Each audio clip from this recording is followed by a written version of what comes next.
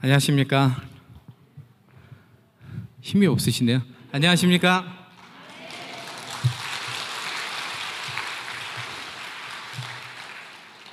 차길령입니다. 제 소개 먼저 하고 시작하도록 하겠습니다. 잘생겼죠? 네, 이렇게 잘생긴 수학 강사 보신 적 있으십니까? 네. 아마 수학 강사 중에 TV 공중파 광고 한 사람은 아마 저밖에 없는 걸로 알고 있습니다. 그러니까 제가 정관장 아이패스 광고 3년 했었고요. 그리고 방송에서 이제 저를 보신 분들이 많이 계실 텐데 영재발굴단에서 이제 주로 많이 저를 보셨을 거고, 제가 한 18번 정도 영재발굴단 나갔으니까요. 올 초에 뭐 공부가 뭐니 MBC에 또 나갔었고, 그리고 이제 방송은 굉장히 많이 했어요. 그리고 제가 이제 이렇게 방송을 많이 하는 이유가 서울대를 많이 보낸 선생님으로 제가 유명한데, 이렇게 얼굴 보고, 그러니까 인터넷 강의 말고 이렇게 얼굴 보고 가르쳐서 서울대 보낸 학생들이 한 200명 정도 되고요. 그리고 연고대까지 하면 막 2, 3천 명 되겠죠. 그렇게 실적을 많이 냈기 때문에 방송에도 나오고 뭐 이랬습니다. 그래서 뭐 어쩌다 어른이나 뭐 이런 수많은 방송에서 여러분들을 뵀을 텐데, 교회에서 뵈니까 더 반갑고요. 저는 교회에 권사합니다. 네.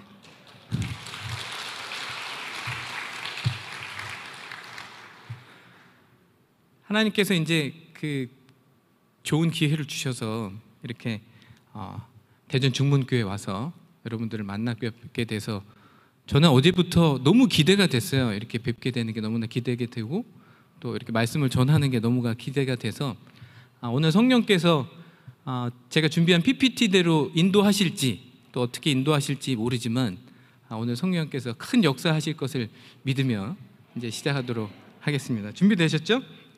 네. 저는 어렸을 때 공부를 참 안 했습니다. 초등학교 때 사고를 굉장히 많이 쳐서 학교에서는 늘 내놓은 아이였고, 초등학교 6년 동안 뭐 공부라는 건 이제 해본 적이 없었고요. 제 특기가 이제 수업 시간에 사지기. 그래서 차길령 어디 갔어? 그러면 이제 저는 산에 가서 개구리 잡고 비 오면 항상 나가서 자연을 탐구하고, 네, 이렇게 살았어요. 근데 너무나 저는 사람들 앞에서 이렇게 인정받고 싶었고, 또 그래서 이제 6년 내내 반장 선거를 나갔습니다. 그럼 1, 2학기 합쳐서 12번인데 반장이 된 적이 있을까요, 없을까요? 한 번도 없는 거예요, 반장을. 이제 12번을 떨어지고 집에 와가지고는 한 3일을 이제 떼굴떼굴 굴러요. 너무 속상해서. 왜 친구들은 나를 안 뽑아줄까? 왜 선생님은 나를 안 이뻐할까? 그러면서도 뭐 늘 수많은 사고를 쳤죠. 그러다가 이제 중학교 1학년 때 이제 저의 과거를 모르는, 그러니까 제가 다니던 초등학교에서 굉장히 먼 중학교로 배정을 받았어요. 저의 과거를 잘 모르는 친구들이 이제 첫 번째로 반장 선거할 때 제가 처음으로 태어나서 반장이 됐습니다.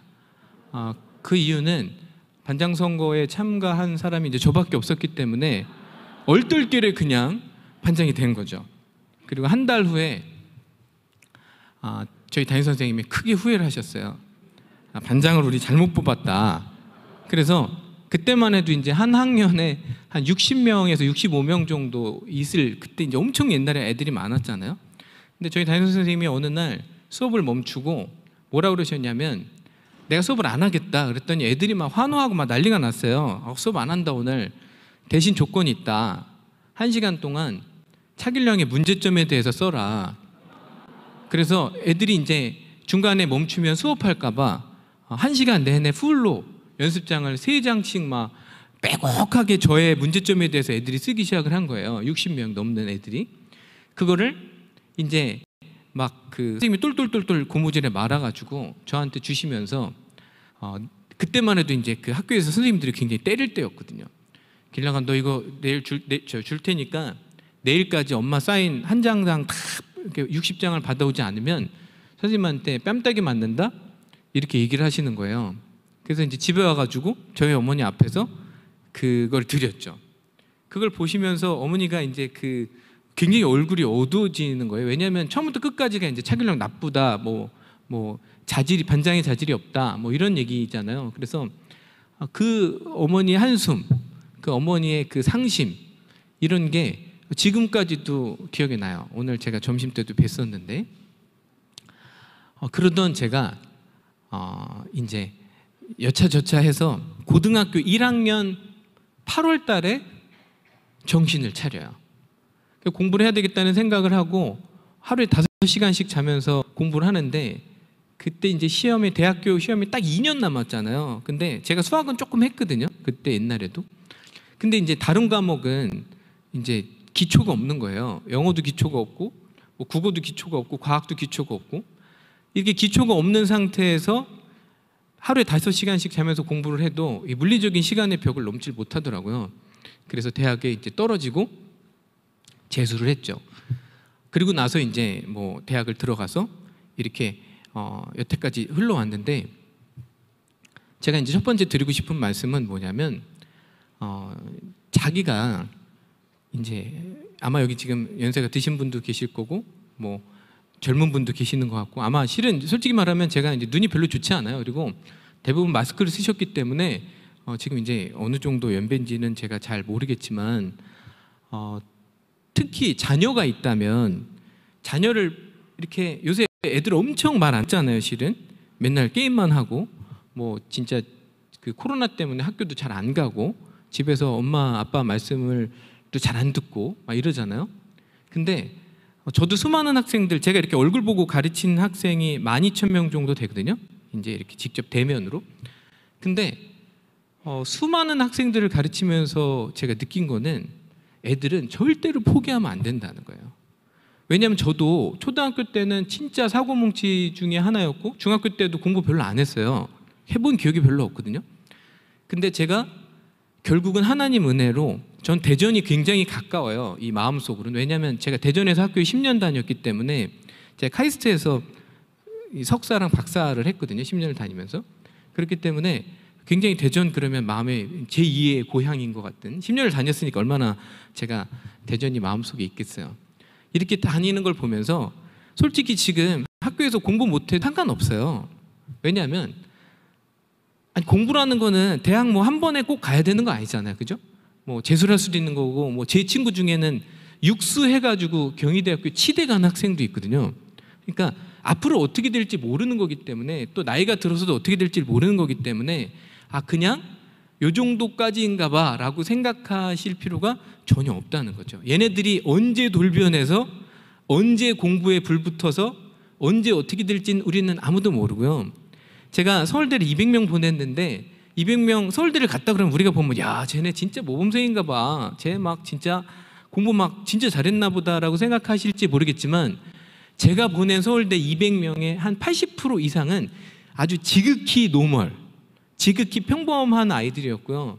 그 중에 절반 정도 되는 애들은 다 저한테 한번 진하게 상담 와서 눈물 콧물 흘리면서 막 우는 거예요. 저한테 와서. 남자애든 여자애든 우는 내용은 그런 거죠. 선생님, 제가 공부를 하는데 아무리 공부를 해도 저는 안 되나 봐요. 저는 공부에 소질이 없나 봐요. 왜 저는 이렇게 해도 안 될까요? 근데 그런 애들이 몇 년 후에 서울대를 갔다는 거죠. 그러니까 지금 초등학교 때 뭐 공부를 한자도 안 하든, 중학교 때 뭐 맨날 가출하고 뭐 한다고 하더라도 진짜 어떻게 될지 몰라요. 제가 지난주인가 신문을 보니까, 혹시 그 신문 보셨는지 모르겠지만, 그 아버지가 난독증에다가 그냥 막노동 하시는 분인데 두 아들을 서울대 보낸 그 신문 기사를 보고 굉장히 감명 깊게 읽었어요. 그 아들을 공부를 시키기 위해, 뭐 서울대를 보내겠다 이런 생각이 아니라, 아들이랑 같이 공부를 시키기 위해서 처음에는 계속 걸었다 그러잖아요, 아들 둘이랑. 왜냐하면 첫째 아들은 게임 중독으로 그냥 완전히 그냥 게임에 저기해서 공부를 한자도 안 했고, 둘째 아들은 너무나 아파가지고 공부를 할 수 없어서, 둘 다 이제 아빠도 중졸인데 두 아들도 중졸인 상황에서 공부가 너무 안 되니까, 그리고 본인은 아는 게 없으니까 어떻게 하지 하다가 걷기 시작했다는 거죠. 그러다가 결국 아빠가 나도 공부할게, 니네도 공부하자. 그래서 아빠가 난독증인데 그 부인이 대단하신 분이더라고요. 그걸 다 큰 글씨로 하나씩 써가지고 남편 그 난독증인 중졸인분 막노동 하시는 분이 시험 보면 거의 다 수능을 보면 다 맞게 되고, 그걸 다시 두 아들한테 가르쳐서 결국 두 아들이 서울대를 가게 되는. 그런데 뭐 그분이 크리스찬인지 아닌지는 저는 모르지만 우리는 또 성령님의 도우심이 있잖아요. 그래서 성령님의 도우심이 있으면 진짜 이게 앞으로 어떻게 갈지 몰라요. 그러니까 부모님이 내 애가 얼마나 대단한지를 일단 아셨으면 좋겠어요. 제가 이제 그 PPT 순서대로 안 할지도 몰라서 제가 이제 미리 예고를 드리는데, 대부분의 부모님들은 자기 아이가 얼마나 대단한지 잘 모르세요. 아마 여기 계신 이 성인분들도 본인이 얼마나 대단한지를 모르고 계세요. 왜냐하면 하나님이 인간을 창조하실 때 모든 인간한테 엄청난 걸 심어 놓으셨어요. 근데 그 달란트를 평생 모르고 살다가 나는 그냥 이렇게 그냥 평범하게 사는 사람인가 봐. 그리고선 대부분의 사람들이 평범하게 사는 거를 하나님은 너무나 안타까워 하신다는 거죠. 오늘 제가 이야기를 하나하나씩 드릴 텐데, 성경에 보면 누구도 자기 아이의 그 가능성을 못 봤죠. 다윗의 아버지인 이새도 자기 아들의 가능성을 못 봤어요. 선지자가 와서 당신 아들 중에 왕이 나올 것이요 이렇게 얘기했을 때 아들들 다 오라고 했지만 다윗만 빼고 부르잖아요. 그래서 이제 선지자 앞에서 다 지나가잖아요. 아니에요. 아들도 없어요? 하나 있긴 한데 걔는 아니에요. 걔는 뭐 무식하고 쟤는 양치는 애인데 걔는 나이도 어리고 걔는 아니에요. 한번 데려와 보세요. 데려왔더니 그러잖아요. 이 아이가 바로 이스라엘의 왕이 될 것입니다 하고 기름을 붓잖아요. 아버지가 자기 아들의 가능성을 모르는 거죠. 그러니까 제크와 콩나무라는 그 동화처럼 이 하나님이 심어놓은 이 씨앗을 여러분들이 기도로 잘 발견한다면 엄청난 일을 하고 죽을 수 있는 그런 축복을 누릴 수 있는 가정이 되실 수 있기 때문에 오늘 진짜 이 강연 들으러 오신 거 정말 잘하셨어요. 제가 하나님이 주신 말씀을 얼마나 저한테 말씀을 많이 주시는지, 저는 이제 제가 이제 이렇게 딱 보잖아요. 저는 사람을 이렇게 보는 게 전문이잖아요. 그러면 이제 저는 뭘 보냐면 이제 쓰는 분이 있나를 잘 봐요. 아마 왜 그러냐면 사람은요, 이게 하루가 지나면 70%를 까먹게 돼 있어요. 그러니까 오늘 아무리 좋은 걸 배우고 은혜를 많이 받았어도 하루 지나면 70%를 다 까먹거든요. 이 망각의 강을 그냥 걷는단 말이에요. 그러니까 오늘 은혜 받으시면 꼭 적어 놓으셔야 돼요. 아마 이게 지금 교회에서도 나눠주신 것 같은데 꼭 적으셔야 돼요. 수많은 사람들이 역사 속에서 그런 고민을 했어요. 나는 누구인가? 그죠? 자, 첫 번째 PPT가 안 넘어갔군요. 넘겨볼게요. 자, 첫 번째 제목이 나의 정체성을 찾아야 된다인데, 나는 누구인가? 수많은 철학자들이 고민을 했죠. 나는 왜 존재하는가? 자, 여러분들은 나는 왜 존재하는가? 나는 누구인가에 대해서 명확하게 답을 하실 수 있나요? 자, 수많은 사람들이 자기의 정체성을 엉뚱한 곳에서 찾아요. 예를 들면 가장 많은 게 돈이죠. 돈을 많이 벌면 사람들이 나를 다르게 볼 거야. 내가 명예를 얻으면, 내가 좋은 대학에 가면, 내가 그거를 성취하면 사람들이 나를 다르게 볼 거야. 부모님들은 자녀의 직장이나 대학에서 정체성을 찾으려고 하는 그런 우리나라 부모님들이 너무나 많아요. 우리 애가 서울대를 가면, 우리 애가 좋은 대학을 가면 내 주위 사람들, 내 친척들이 나를 다르게 볼 거야. 자녀의 성공에서 정체성을 찾는 분들이 너무나 많은데, 그래서 결국 자녀를 우상시 여기는 분들이 너무나 많아요. 그리고 가지고 있는 돈 몰빵해서 사교육에 몰아넣는 거죠. 근데 자녀를 우상 삼으면 어떤 일이 벌어지는 줄 아세요? 우상의 특징은 반드시 자기 섬기는 사람을 배신하게 돼 있어요. 스카이캐슬이라는 드라마 보셨죠? 수많은 부모님들이 잘못된 방법으로 좋은 대학을 보내려고 그렇게 하지만 어떤 일이 벌어졌는지 드라마에서 보셔 아주 참혹한 일이 벌어지잖아요. 자녀를 그런 식으로 자녀를 잘 양육하는 거는 중요하지만 잘못된 방향으로 자녀에게서 나의 정체성을 부모님께서 찾으시려고 한다면 그거는 반드시 실패하세요. 그러면 저는 이렇게 얘기하는 강사는 자기의 정체성을 정확하게 알고 있냐? 얼마 안 됐어요. 몇 년 안 됐어요, 실은. 3년 정도밖에 안 된 것 같아요. 이제는 정확하게 알았어요, 저의 정체성을. 저는 옛날에 세계적인 기업을 이루는 게 제 꿈이었어요. 그리고 제 목표였어요. 이 꿈에 사로잡혀가지고 저는 주 7일을 10년 이상은 일했어요. 아침에 회사에 8시 50분까지 출근해서 가장 사람들 문 닫는 거 불을 제가 끄고 나왔어요. 밤 10시, 10시 반에 불 끄고 나왔어요. 휴식이라는 건 전혀 없었고 워커홀릭으로 살면서 저는 제가 삶을 굉장히 잘 살고 있다고 생각했어요. 그리고 일요일날 주일 안 빠지고 교회 가고 뭐 어느 정도 그냥 뭐 이렇게 하니까 괜찮은 크리스천이라고 생각했지만 그거는 정말 저만의 착각이었어요. 자, 그거를 하나님이 여러 가지 방법을 통해서 깨셨는데 결론은 저는 저의 정체성을 하나님께서 주셨어요. 기도할 때 저한테 딱 4글자 주셨어요. 너는 빛의 강사다. 이렇게 주셨어요. 저는 유명한 수학 강사 이런 거로 꿈을 꿨는데 물론 이제 그런 꿈을 이루긴 했지만 아마 여기 계신 분들 중에서도 자녀가 제 강의 듣는 그 분들 되게 많으실 텐데 제 강의를 듣고 인터넷 강의를 듣고 대학을 간 학생이 한 50만 명 정도 돼요. 그러니까 이제 굉장히 많은 뭐 그런 학생들이 제 강의를 들으면서 갔죠. 지금도 뭐 수많은 사람들이 제 강의를 듣는데 근데 결론은 제가 정말 제 일생을 통해서 해야 되는 거 카톡 메시지에 딱 상태 메시지는 항상 아까 말씀드린 저는 빛의 강사. 여기서 말하는 빛은 하나님의 영광을 드러내는 그런 강사로 살라는 뜻으로 하나님이 딱 빛의 강사를 주셨어요. 그러니까 저는 지금부터는 명확해요. 죽는 날까지 나는 빛의 강사로 살겠다. 네. 자, 여기 어디를 눌러야 넘어가나요? 자, 제가 노트북으로 넘기도록 하겠습니다. 많은 사람들이 꿈을 꿔요. 아마 여기 계신 분들도 꿈이 있을 거예요. 그죠? 꿈이 있으시죠? 자, 진짜 제가 중요한 말씀 하나 드릴게요. 많은 사람들이 하나님한테 내 꿈을 이뤄달라고 졸라요.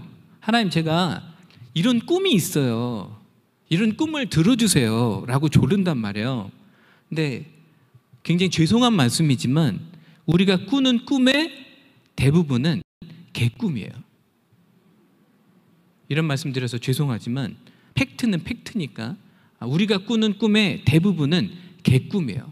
저도 이런 꿈을 무수히 많이 꿨기 때문에 물론 꿈을 꾸면 가슴이 뛰죠. 하지만 가슴이 뛴다고 해서 하나님이 주시는 꿈은 아니에요. 자, 꿈을 그렇게 꾸면 절대 안 돼요. 꿈은 어떻게 꿔야 되냐면 꿈을 내가 꾸고 하나님한테 이 꿈을 이뤄달라고 조르는 게 아니라 하나님한테 꿈을 받아야 돼요. 하나님, 제가 어떤 꿈을 꿔야 됩니까? 저한테 꿈을 주세요. 자, 그럼 하나님이 꿈을 주신단 말이에요.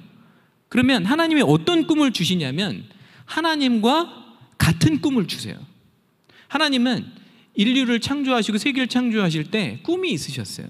세상을 창조하시고 아담과 하와를 창조하셨을 때 기대감이 있으셨어요. 야, 내가 지은 이 아담과 하와가 내가 지은 이 세상 에덴 동산에서 이 낙원을 누리며 야, 얼마나 좋을까. 그런데 아담과 하와는 하나님과 다른 꿈을 꾸기 시작해요. 그래서 하나님이 엄청나게 이제 화내시고 막 그러셨잖아요. 하지만 인간들은 수도 없이 하나님과 다른 꿈을 꿔요. 하나님께서 그래서 또 노아의 노아 방주 그 얘기를 통해서 또 다 멸절시키시잖아요. 그리고 나서 또 다시 인류가 번성했는데 인류는 또 다른 꿈을 꿔요. 그래서 바벨탑을 쌓기 시작하죠. 자, 우리가 꾸는 꿈이 하나님과 같은 꿈을 꾸지 않으면 우리는 어떤 인생을 살게 되냐면 굉장히 열심히 인생을 살았으나 열매 없는 인생을 살아요. 헛된 열심으로 하나님이 주시는 이 세상을, 하나님은 이 세상을 누리라고 주신 거거든요. 하나님은요, 여러분들한테 성공해라, 돈 많이 벌어라. 성경에 그런 거 써 있는 거 보셨어요? 그렇게 써 있지 않거든요. 하나님은 이 세상을 하나님과 같이 나랑 살자, 너 나 위해서 아무것도 안 해도 되니까 나랑 행복하게 살자, 이게 주님의 마음이거든요. 근데 우리는 아니에요, 저는 뭘 이룰 거예요. 저는 제가 이렇게 카톡 쫙 사람들 보면, 상태 메시지 보면 자기 꿈을 써놓은 사람들이 굉장히 많아요. 근데 다 그냥 하나님과 분리된 나만의 꿈이죠. 그러니까 내가 이루겠다는 게 결국 하나님과 상관없이 나의 노력으로 이거 내 거야, 꿈을 이루면 내가 했어, 아 나는 대단해, 뭐 이런 거죠. 하나님과 같은 꿈을 꾸면요 좋은 게 있어요. 하나님이 주신 꿈을 꾸면 그 꿈은 하나님이 이루신다는 거죠. 네, 야, 정말 멋지지 않습니까? 하나님과 같은 꿈을 꾸면요 하나님과 같은 편이 돼요. 그 꿈은 반드시 하나님 이루어주세요. 그래서 이렇게 기도를 해주셨으면 좋겠습니다. 주님, 제가 헛된 꿈을 꾸지 않게 하소서.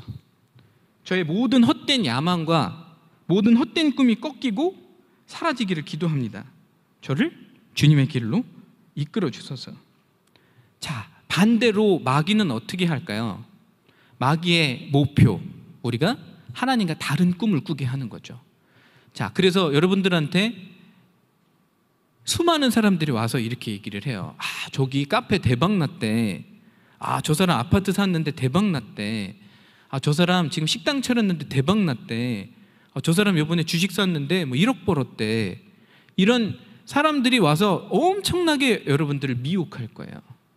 뉴스를 보면 헤드라인이 다 어떻게 돼요? 자극적인 소재를 뽑아야 되잖아요. 클릭률을 가지고 돈을 버니까, 언론사들은. 그러니까 수많은 자극 대박만 보니까 하나님의 꿈은 온데간데 없고 세상의 꿈만 보고 미혹당하는 거죠. 하지만 그게 낚시라는 걸 아셔야 돼요. 그걸 낚이는 순간 한 3년 훅 날아가고 5년 훅 날아가고 기회비용이라는 게 있잖아요. 기회비용이 날아가면서 여러분들의 인생이 그만큼 낚이는 거예요. 실은 세상에 헛된 꿈을 꾸지 않게 되기를 바랍니다. 자, 나의 달란트를 찾아야 돼요. 자, 우리는 수많은 책들에게 속고 있습니다. 수많은 책들은요, 수많은 책들이 여러분들 얼마나 속이는 줄 아세요? 교보문고 가가지고 베스트셀러들을 한번 보세요. 그러면 다 성공신화들이 돼 있어요. 아, 이런 기업은 이렇게 해서 세계적인 기업이 됐고, 이런 기업은 이렇게 해서 세계적인 기업이 됐고. 그거는 그들의 것이지 우리의 것이 아니거든요. 내 달란트를 찾아야 돼요. 저는 달란트 기도 솔직히 이것도 얼마 안 됐어요. 저 이거 안지 1년도 안 됐어요. 제가 왜냐면 물어보지도 않았거든요, 하나님한테. 저는 당연히 제가 수학으로 달란트를 받았겠지. 수학을 잘하니까. 저 잘하거든요. 근데 물어봤어요, 하나님한테. 하나님, 저의 달란트는 뭡니까? 2가지만 가르쳐 주십시오. 저는 제 기대랑은 다른 달란트를 말씀해 주셨어요. 첫 번째는 하나님께서 이렇게 말씀해 주셨어요. 너는 말할 때 내가 에너지가 나오도록 만들었다. 너는 말할 때 에너지가 있다. 이렇게 말씀해 주셨고, 두 번째는 더 제가 예상하지 못했던 달란트였어요. 너에게 긍휼함의 달란트를 심어 놓았다. 저는 어렸을 때부터 사고는 많이 쳤지만 사람들을 보면 막 도와주고 싶고, 저 사람 진짜 막 잘 됐으면 좋겠고, 막 이런 다른 사람들을 막 이렇게 잘 됐으면 하는 그런 마음이 있었거든요. 이 2가지를 심어 놓으셨다는 거예요. 그래서 저는 저희 달란트를 명확하게 알았기 때문에 그 달란트대로 살 거고, 지금은 누가 와서 저한테 이렇게 막 뭐 대박 났대 이래도 속으로 그래요. 반사. 난 아니야. 이렇게 겉으로 얘기를 할 수는 없으니까 여러분들도 꼭 주님한테 물어보세요. 제 달란트는 무엇입니까? 달란트 없는 사람 없어요. 달란트 없는 사람 없어요. 분명히 여러분만이 잘하시는, 아무도 할 수 없는, 여러분이 아니면 아무도 할 수 없는 달란트를 하나님은 반드시 주셨어요. 근데 그 달란트를 모른 채 다른 사람들 보고 부러워서 막 백종원 TV 나와서 막 너무 막 돈 많이 벌고 성공하니까 엄마 나 요리할까 봐. 요리 달란트도 아닌데. 손흥민 축구 잘하는 거 보고 막 몇백억씩 버니까 엄마 나 축구할까 봐. 이거 아니거든요. 달란트를 기도해서 받으셔야 돼요. 자, 나의 달란트 꼭 찾게 되시기를 바랍니다. 자, 일단 목적, 꿈, 목표에 대해서 제가 얘기를 해보려고 그래요. 제가 꿈에 대해서는 아까 말씀을 드렸고, 이 3단계가 내 인생의 정립이 딱 돼야 흔들림이 없어요. 여러분들은 인생의 목적이 뭐예요? 우리가 돈 벌려고 태어난 건 아니잖아요, 그죠? 우리가 일하려고 태어난 것도 아니잖아요. 그럼 우리는 왜 태어났죠? 우리가 태어난 이유는 뭐죠? 우리가 태어난 이유, 성경에 써 있잖아요. 우리는 피조물이죠. 하나님께서는 조물 주시고 창조 주시잖아요. 그러면 하나님께서 우리를 만드신 목적, 성경에 써 있잖아요. 하나님께서는 영광 받으시기 위해서 우리를 창조하셨다는 거죠. 우리가 진짜 크리스찬이라면 이걸 인정하고, 우리가 피조물임을 인정하고, 우리 삶의 목적이 하나님의 영광을 위한 삶을 살기로 결단하면 그 다음부터 삶이 달라져요. 왜냐하면 하나님이 함께 하시거든요. 근데 그렇게 안 살잖아요. 그럼 하나님은 기다리시기도 해요. 근데 하나님은 몇 년을 기다리시는 줄 아세요? 80년, 90년도 하나님은 기다리세요. 이거를 여러분들이 너무 늦게 깨닫게 되지 않으시기를 바랍니다. 네, 나이 막 90세에 깨달으면 너무 아깝잖아요. 그렇죠? 하나님은 뭐 이 시간에, 시공간에 이런 초월하시는 분이기 때문에 솔직히 뭐 100세 된 노인도 하나님이 보실 때는 완전 베이비거든요, 실은. 그죠? 네. 영화 국제시장이라는 영화 혹시 보신 적 있어요? 마지막 장면 저는 굉장히 인상 깊었어요. 황정민이 노인이 돼서 막 혼자 방에서 울잖아요. 자기 아빠를 찾으면서, 아빠 제가 너무 힘들었어요. 그게 어떻게 보면 저희의 모습이 될 수도 있을 것 같아요. 그 전에 인생의 목적을 찾아야 돼요. 살다 보면 실패할 수도 있어요. 살다 보면 좋은 대학 못 갈 수도 있어요. 살다 보면 뭐 돈 못 벌 수도 있고 병들 수도 있어요. 하지만 우리가 그런 것 때문에 태어난 건 아니거든요, 실은. 우리의 존재 목적 딱 하나만 기억하시면 돼요. 하나님의 영광을 위해서 우리가 태어났기 때문에 뭘 하더라도 하나님의 영광을 위해서 하시는 여러분들 되시기를 바랍니다. 우리가 크리스찬인데요, 그렇죠? 아마 많은 분들이 교회 와서 봉사하시고 또 뭐 성가대도 하시고, 저도 성가대 오래 했어요. 그죠? 노래도 저 되게 잘하거든요. 근데 그리고 막 헌금도 하고 막 그러면 우리가 서로 볼 때는 실은 모르잖아요. 우리가 상대방을 어떻게 알겠어요? 20년, 30년 교회 잘 섬겼다고 믿음 좋은 거 모르는 거잖아요, 실은. 그렇죠? 근데 많은 사람들이 하나님을 왜 믿는지 아세요? 하나님을 이용해 먹으려고 믿어요. 하나님을 좀 이용해 보려고. 왜냐하면 하나님이 능력이 있다는 거는 아니까. 그러니까 교회를 안 빠지는 이유도 와서 좀 하나님을 이용해 먹으려고. 너무 안타까운 얘기긴 하지만 현실적으로는, 실제로는 많은 분들이 그렇게 하시는 것 같아요. 그러니까 정말 내가 하나님의 영광을 위해서, 하나님을 잘 섬기기 위해서, 하나님 말씀에 순종하기 위해서 믿는 것이 아니라 겉으로는 믿는 척 하는데 실제로는 내가 원하는 것을 좀 얻어보려고 이 기독교라는 종교를 택하고 주일 안 빠지고 교회 와서 봉사하고 헌금하고 이런 분들이 혹시 아직까지 계시다면 하나님은 절대 안 속으신다는 거.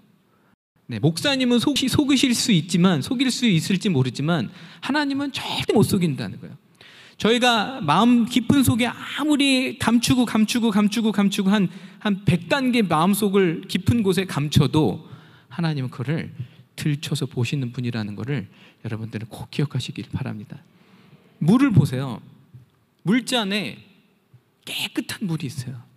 하지만 그 물이 정말 깨끗한 물인지는 어떻게 알죠? 살짝만 흔들어 보면 알거든요.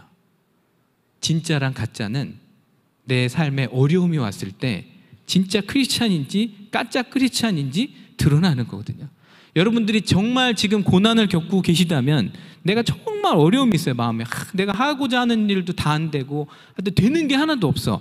정말 좋은 기회예요, 지금. 어떤 기회예요? 내가 진짜 크리스찬이고 내가 진짜 하나님을 믿고 있다는 것을 하나님한테 증명할 수 있는 절호의 차이기 때문에 그 찬스를 놓치지 않게 되시기를 바랍니다. 많은 사람들이 자신의 영광을 위해서 살아요. 하나님의 영광을 위해서 사는 게 아니라 나의 영광을 위해서 살아요. 그리고 하나님의 존재 목적을 부정하고 자꾸 하나님을 어떻게 한번 내가 써먹어 보려고 하는데 하나님 안 통하신다는 거. 근데 우리가 기도를 하면 하나님이 이제 기도를 들어주시잖아요. 제가 너무 어려울 때, 정말 너무너무 어려워서 하나님한테 무릎 꿇을 수밖에 없었을 때 하나님께서, 우리 하나님 참 재밌으신 게 일단은 응답부터 해주세요. 뭐라 그러시냐면, 기도 시작도 안 했는데 기도 응답 해줬다, 이뤄주겠다, 네 기도 내가 응답해주겠다, 그러니까 기도해라. 하나님이 이렇게 말씀하셨어요. 자, 그래서 이제 기도를 이제 해야 되는데, 그때 이제 완전 이제 기도 시작하기도 전에 하나님께서 이렇게 말씀해 주셨어요. 내가 너 기도를 들어줄 거고 네 기도에 응답해 줄 건데, 여기 지금 PPT에 나와 있는 것처럼 내가 너를 통해서 반드시 영광을 받을 것이다. 그러니까 우리 기도를 들어주시는 이유가 궁극적으로는 하나님께서 영광 받으시기 위해서 기도를 들어주신다는 거예요. 그래서 기도를 이렇게 하셨으면 좋겠어요. 하나님, 자녀를 통해, 자녀 기도할 때는 꼭 이렇게 기도를 하셔야 돼요. 제 자녀의 인생을 통해서 영광을 받아주소서. 본인 기도를 할 때도 하나님, 제 인생을 통해서 영광을 받아주소서. 하나님은요, 저희가 입술로 나오는 그 고백대로, 저희가 그걸 하나님 믿음이라고 생각하시거든요. 저희가 입술로 고백하는 기도대로 행하시는 분이라는 것을 아셨으면 좋겠어요. 자,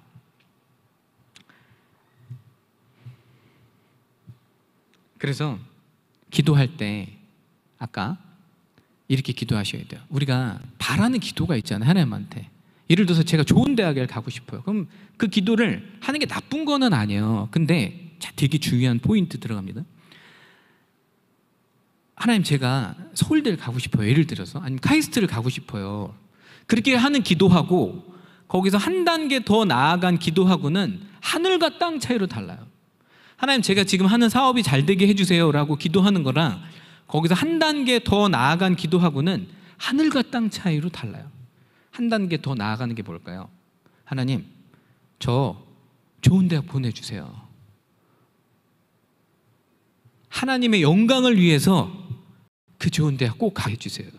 하나님, 제가 사업에 성공하게 해주세요.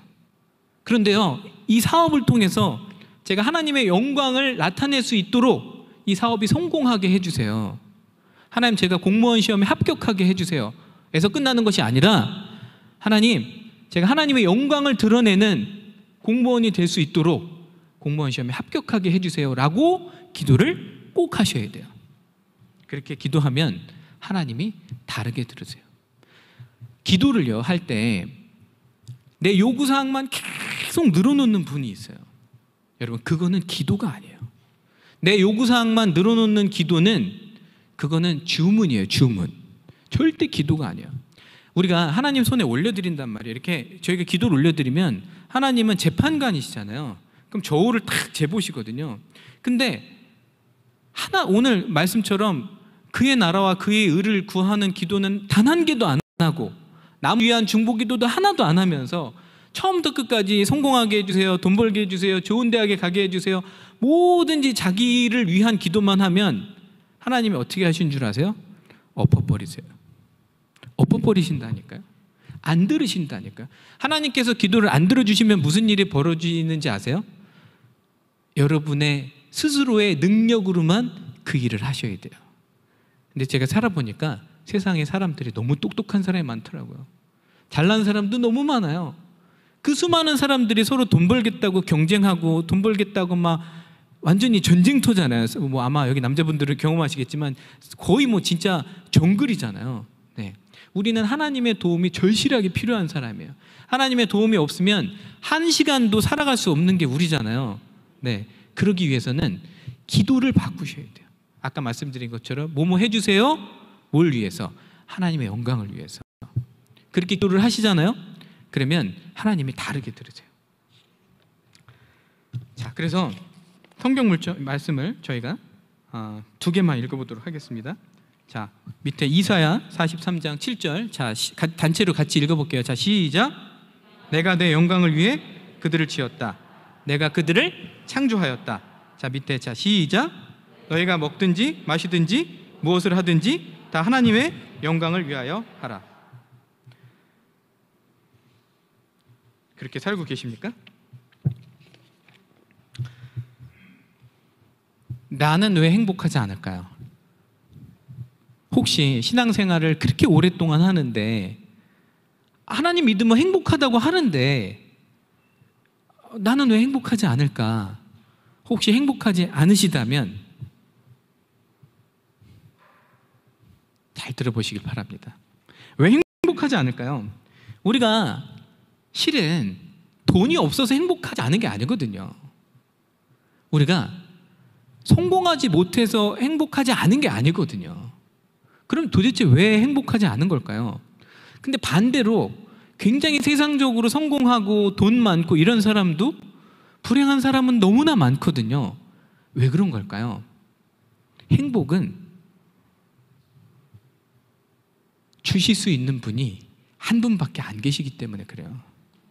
저는 하나님이 기쁨을 주시는 걸 경험을 했는데 어떤 경험을 했냐면 외부의 조건에서 오는 게 아니라 제 마음 깊은 곳에 보이지 않는 샘물이 있는데 거기서 그 샘물이 하나님이 주시는 그 기쁨이 울컥 나오는 기쁨을 경험해 봤어요. 그 기쁨은 어느 누구도 주실 수 없는 그 기쁨이거든요. 아마 진짜 성령님을 만나셨다면 그런 기쁨을 느껴보셨을 텐데 결국 행복이라는 거는 하나님하고 나하고 얼마나 친밀한가에 따라서 내 행복이 좌지우지되는 거예요. 왜 내가 행복하지 않은 줄 아세요? 하나님의 법과 내 안에 있는 내면의 법이 끊임없이 충돌하기 때문에 내가 행복하지 않은 거예요. 이쪽으로는 하나님을 믿고 싶고 섬기고 싶은데 내 마음에 반대의 법이 있거든요. 사도 바울도 그런 고백을 했지만 이 마음 속에서 끊임없는 전투가 일어나고 있거든요. 내 안에 나의 주인이 되려고 하는, 내 안에 나라는 이 사람의 이 내면의 왕좌에 앉으려고 하는 존재가 세 존재가 있어요. 첫 번째가 하나님, 주님. 두 번째가 마귀. 세 번째가 내 자아예요. 끊임없이 자리타움을 완전히 쟁탈전을 하고 있거든요. 마귀는 끊임없이 저희를 속이죠. 네가 너의 주인이야. 무슨 소리 하는 거야? 네가 너의 왕이야. 세상에 나가 있는 베스트셀러 다 보세요. 다 뭐라고 써 있어요? 야, 네가 내키는 대로 해. 무슨 소리야? 하고 싶은 대로 하고 살아. 인생 한 번인데. 교묘하게 그렇게 거기도 그런 얘기해요. 야, 돈 못 벌어도 돼. 너 하고 싶은 대로 하고 살아. 이렇게 논리를 펼친다는 거죠. 자, 그래서 우리도 끊임없이 그런 생각을 실은 해요. 속으로 아닌 척하지만 내가 돈만 좀 있으면, 내가 뭔가 이렇게 조금만 가지고 뭔가 있으면 내가 저쪽 가가지고 혼자 그 평원에 가서 그냥 여유 부리면서 그냥 내가 왕으로 살아야지 라고 우리 내면에 끊임없이 자아가 그 충동질을 해요. 하지만 여러분들 역사를 통해서 보셔서 아시겠지만 그렇게 평원에 가서 그렇게 내가 이렇게 소규모로 왕 노릇하려고 하면 옆에서 가만두나요? 몽골을 제패한 그 징기스칸 있잖아요. 징기스칸이 몽골을 왜 제패했는 줄 아세요? 모든 부족을 다 수용했어요. 왜 그 부족들이 왜 징기스칸 밑으로 들어왔을까요? 그때 당시에 다 50명, 100명 단위로 살았어요. 그러면 족장이 왕이에요. 그러면 자기네들이 목축하고 그랬단 말이에요. 근데 내가 100명의 왕인데 옆에서 200명짜리 부족이 쳐들어와요. 남자는 다 죽여요. 여자는 다 잡아가요. 가축 다 뺏어가. 아이 노예로 쓰든가 죽이든가 해요. 그러니까 너무 불안하니까 결국 징기스칸이 다 했단 말이에요. 들어와, 내가 지켜줄게. 네, 다 들어왔다는 거죠. 제가 얼마 전에 거제도에 통영을 가보니까 우리나라 임진왜란 때 그 일본군이 와가지고 뭘 어떻게 했는지가 나와 있더라고요. 그때는 전쟁이 끝나면 우리 이제 포상을 받으려면 목을 잘라야 되잖아요. 근데 일본까지 목을 잘라서 가지고 갈 수가 없으니까 어떻게 해요? 코를 잘라가는 거죠, 코. 그래서 이제 바쁘니까 이제 죽일 시간도 없으니까 살아있는 사람도 코도 잘라가가지고 막 일본에 우리나라 코 무덤도 있고 막 그렇잖아요. 그런 것처럼 우리가 그렇게 아무리 내가 나의 왕이 되려고 노력을 해봤자 결국은 그렇게 살 수가 없어요. 마귀가 그렇게 우리를 꼬시는 이유는 뭐예요? 결국은 우리를 그렇게 무리해서 나오게 한 다음에 자기가 우리의 왕자 위에 앉으려고 하는 거거든요. 결론으로 돌아가 보면 우리는 어떻게 행복할 수 있을까요? 우리는 하나님의 다스림을 받아야 돼요. 완벽하게 하나님이 우리를 다스려주지 않으면 우리는 절대로 행복할 수 없어요. 왜냐하면 마귀가 끊임없이 넘보거든요. 하나님의 품 안에 딱 들어가서 하나님의 날개 밑에 딱 있지 않으면 마귀가 호시탐탐 쟤 좀 어떻게 못해볼까? 해볼 수 없을까라고 본다는 거죠. 그래서 기도를 꼭 그렇게 하셨으면 좋겠어요. 주님, 저를 다스려 주소서. 주님만이 저의 왕이심을 고백합니다. 저를 다스려 주소서.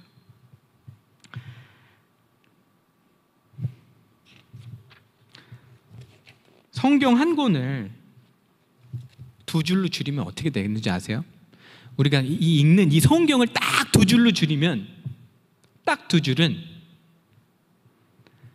하나님을 사랑하고 이웃을 사랑해라. 이거 딱 두 줄로 요약이 돼요. 십계명도 절반은 하나님을 사랑하라는 말씀이고 절반은 이웃을 사랑하라는 거예요. 제가 이제 잘 아는 기독교 출판사 대표님이 계신데 이분이 5, 6년 전에 집에 이제 분당인가요? 하여튼 서울에 있는 집에 딱 들어가시려고 하는데 너무 피곤한 거예요. 그래서 나 좀 자야 될 것 같아. 누우려고 이제 하시는데 장성한 대학교 아들이 눈치를 딱 채고 아버지 안 돼요. 응급차 불러가지고 병원 가셔야 돼요. 그랬더니 아니야, 나 그냥 피곤해서 그런 것 같아. 근데 아들이 이제 우겨가지고 이 아주대학병원에서 이제 이 119 응급차가 오고 이제 응급차에 실려가지고 가다가 이미 이제 병원 도착하기 전에는 의식을 잃으셨어요. 자, 이제 병원에 도착해서 의식을 잃었으니까 그 CPR이라고 전기 충격기로 팡팡팡 하고 있는데 이분은 이미 영이 떠났어요. 저기 보니까 심판대가 보여요. 옆에 어떤 존재가 같이 걸어가는데 얼굴이 안 보여. 근데 예수님 아니면 천사 둘 중에 하나인 것 같대요. 근데 이제 심판대 올라가면 물어보잖아요.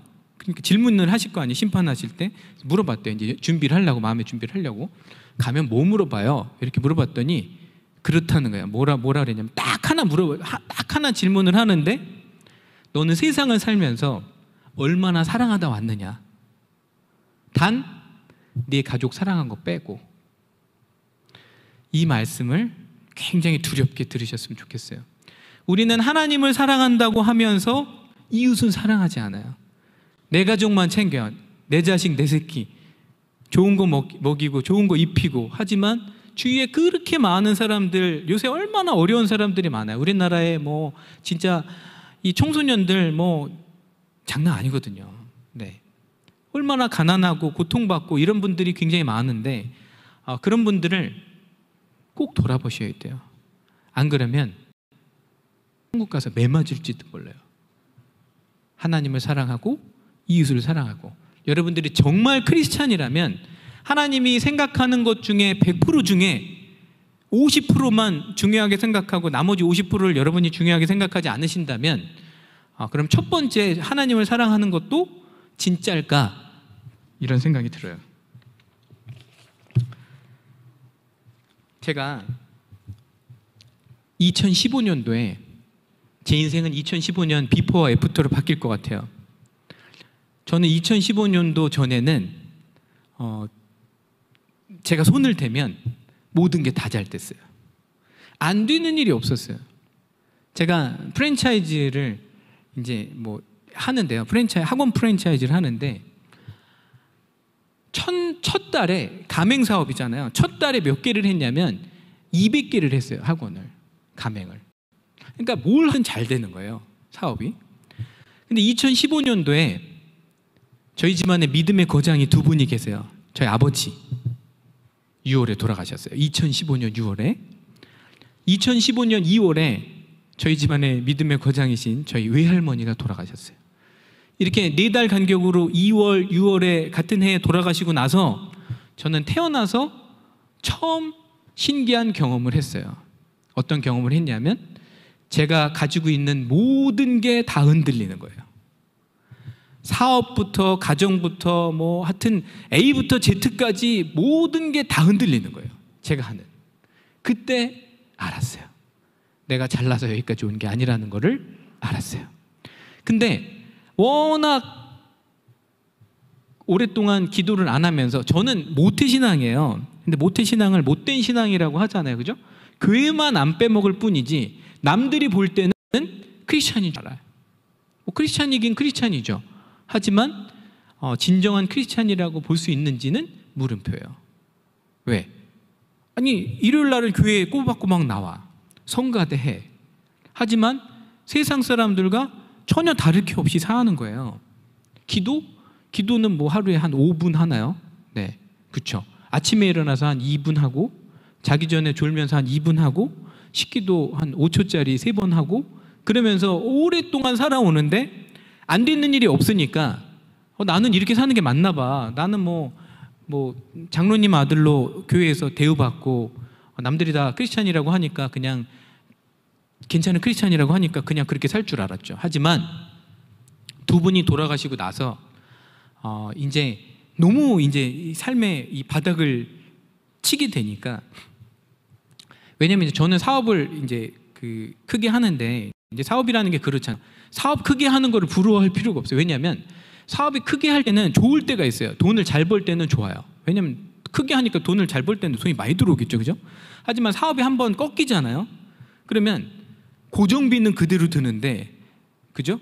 네, 투입은 적어요. 그러면 그 다음부터 이 마이너스는 뭐 한 달에 뭐 몇 억, 그러면 3개월이면 몇 억에 3이면 금방 막 단위가 어마어마하게 올라가요. 그러면 잠을 잘 수 있을 것 같아요? 못 자요. 저는 원래 누우면 3초였거든요. 하나, 둘, 셋 하면 잤어요. 근데 그렇게 한번 이제 이 일을 겪고 나니까 잠을 잘 수가 없는 거예요. 항상 새벽에 막 하고 막 깨고 막 진짜 웃음이 없어졌어요. 제가 원래 어렸을 때 되게 막 귀염성 있고 잘 웃는 사람이었는데 얼굴에 웃음이 없었어요. 워낙 수심이 많고. 근데 이제 기도를 워낙 안 하니까 이제 뭐 어떻게 기도를 시작해야 되는지도 모를 때 우리 좋으신 하나님이 저에게 사람을 붙여주세요. 그래서 몇 분의 그 여자 권사님, 전도사님이 저를 찾아오셨어요. 그리고 첫 번째 저한테 그렇게 얘기를 하셨어요. 아니, 어떻게 그렇게 기도를 하네? 어떻게 기도를 하네? 그러면서 또 그런 얘기를 하는 거야. 아니, 장로님 아들이 왜 이렇게 믿음이 없어? 깜짝 놀랐어요. 그러면서 이제 작정 기도를 하자는 거예요. 전 태어나서 작정 기도를 처음 하는 거예요. 물론 작정 기도를 하긴 했죠. 옛날에 아주 그냥 뭐 조금 하는 기도를 했죠. 하루에 1시간을 기도를 하자는 거예요. 저보고 매일. 근데 제가 안 할 수가 없었던 게 이분들이 같이 하자는 거예요. 그거를 저보고 제 기도 제목을 놓고. 그러니까 남이 나를 위한 이 작정 기도를 하루에 에브리데이 1시간씩 하다는데 어떻게 안 해요? 워낙 상황이 급하고. 근데 하나님이 응답을 또 주셨어요. 기도 응답을 해주시겠다고. 그게 몇 년도냐면 2018년 10월 26일이에요. 지금 2020년도잖아요. 저는 그래서 기도 시작할 때 뭐라고 생각했냐면 100일 정도 하루에 1시간씩 기도하면 하나님이 들어주시겠지라고 생각을 했어요. 그래서 100일 기도라고 청하고 기도를 시작했죠. 그런데 한 달이 지나고 2달이 지나고 석 달이 지나고 100일이 다 됐어요. 기도 응답이 이루어졌을까요? 안 이루어졌을까요? 이루어졌을까요? 안 이루어졌을까요? 안 이루어졌어요. 4개월이 지나고 5개월이 지나고 1년이 지나고 해도 기도 응답이 안 이루어지는 거예요. 자, 그런데 하나님은 끊임없이 뭐라고 얘기하시냐면 들어주지는 않으시면서 들어주겠다, 내가 기도 응답 해줄 테니까 네 기도의 분량을 채워라, 이렇게 얘기하시더라고요. 여러분, 기도의 분량이 있는 거 아세요? 기도에는 분량이 있어요. 우리가 간단한 기도는 요만큼만 기도해도 돼요. 근데 인생을 좌지우지하는 기도 있죠. 예를 들면 결혼, 자녀 진로, 사업, 네, 이런 기도는 인생의 큰 축이 되는 기도잖아요. 이런 거는 분량이 있어요. 요한계시록을 보면 우리가 성도가 기도하는 기도가 향이 돼서 천국에 있는 향로에 담기죠. 그 향로가 가득 차야 기도 응답이 되는 거거든요. 근데 우리는 너무 일찍 포기해. 요만큼 이만큼 기도해야 되는데 요만큼 기도하고 하나님이 들어주시지 않으시면 크게 두 가지예요. 첫 번째는 우리의 18번 지인 하나님이 살아계신 거 맞아? 나오든가, 두 번째는 삐지는 거죠. 왜 내 기도 안 들어주시지? 이렇게. 근데 기도에는 분량이 있더라고요. 자, 그래서 제가 지금도 기도를 하고 있어요. 지금 1년 8개월째 기도를 하고 있어요. 매일 1시간씩 기도를 해요. 그리고 일요일 날 아침에만 안 해요. 예배에서 승리해야 되기 때문에 나머지는 하루에 1시간씩 기도를 하는데, 그러면 기도 응답은 안 됐는데 뭐 변화 없냐?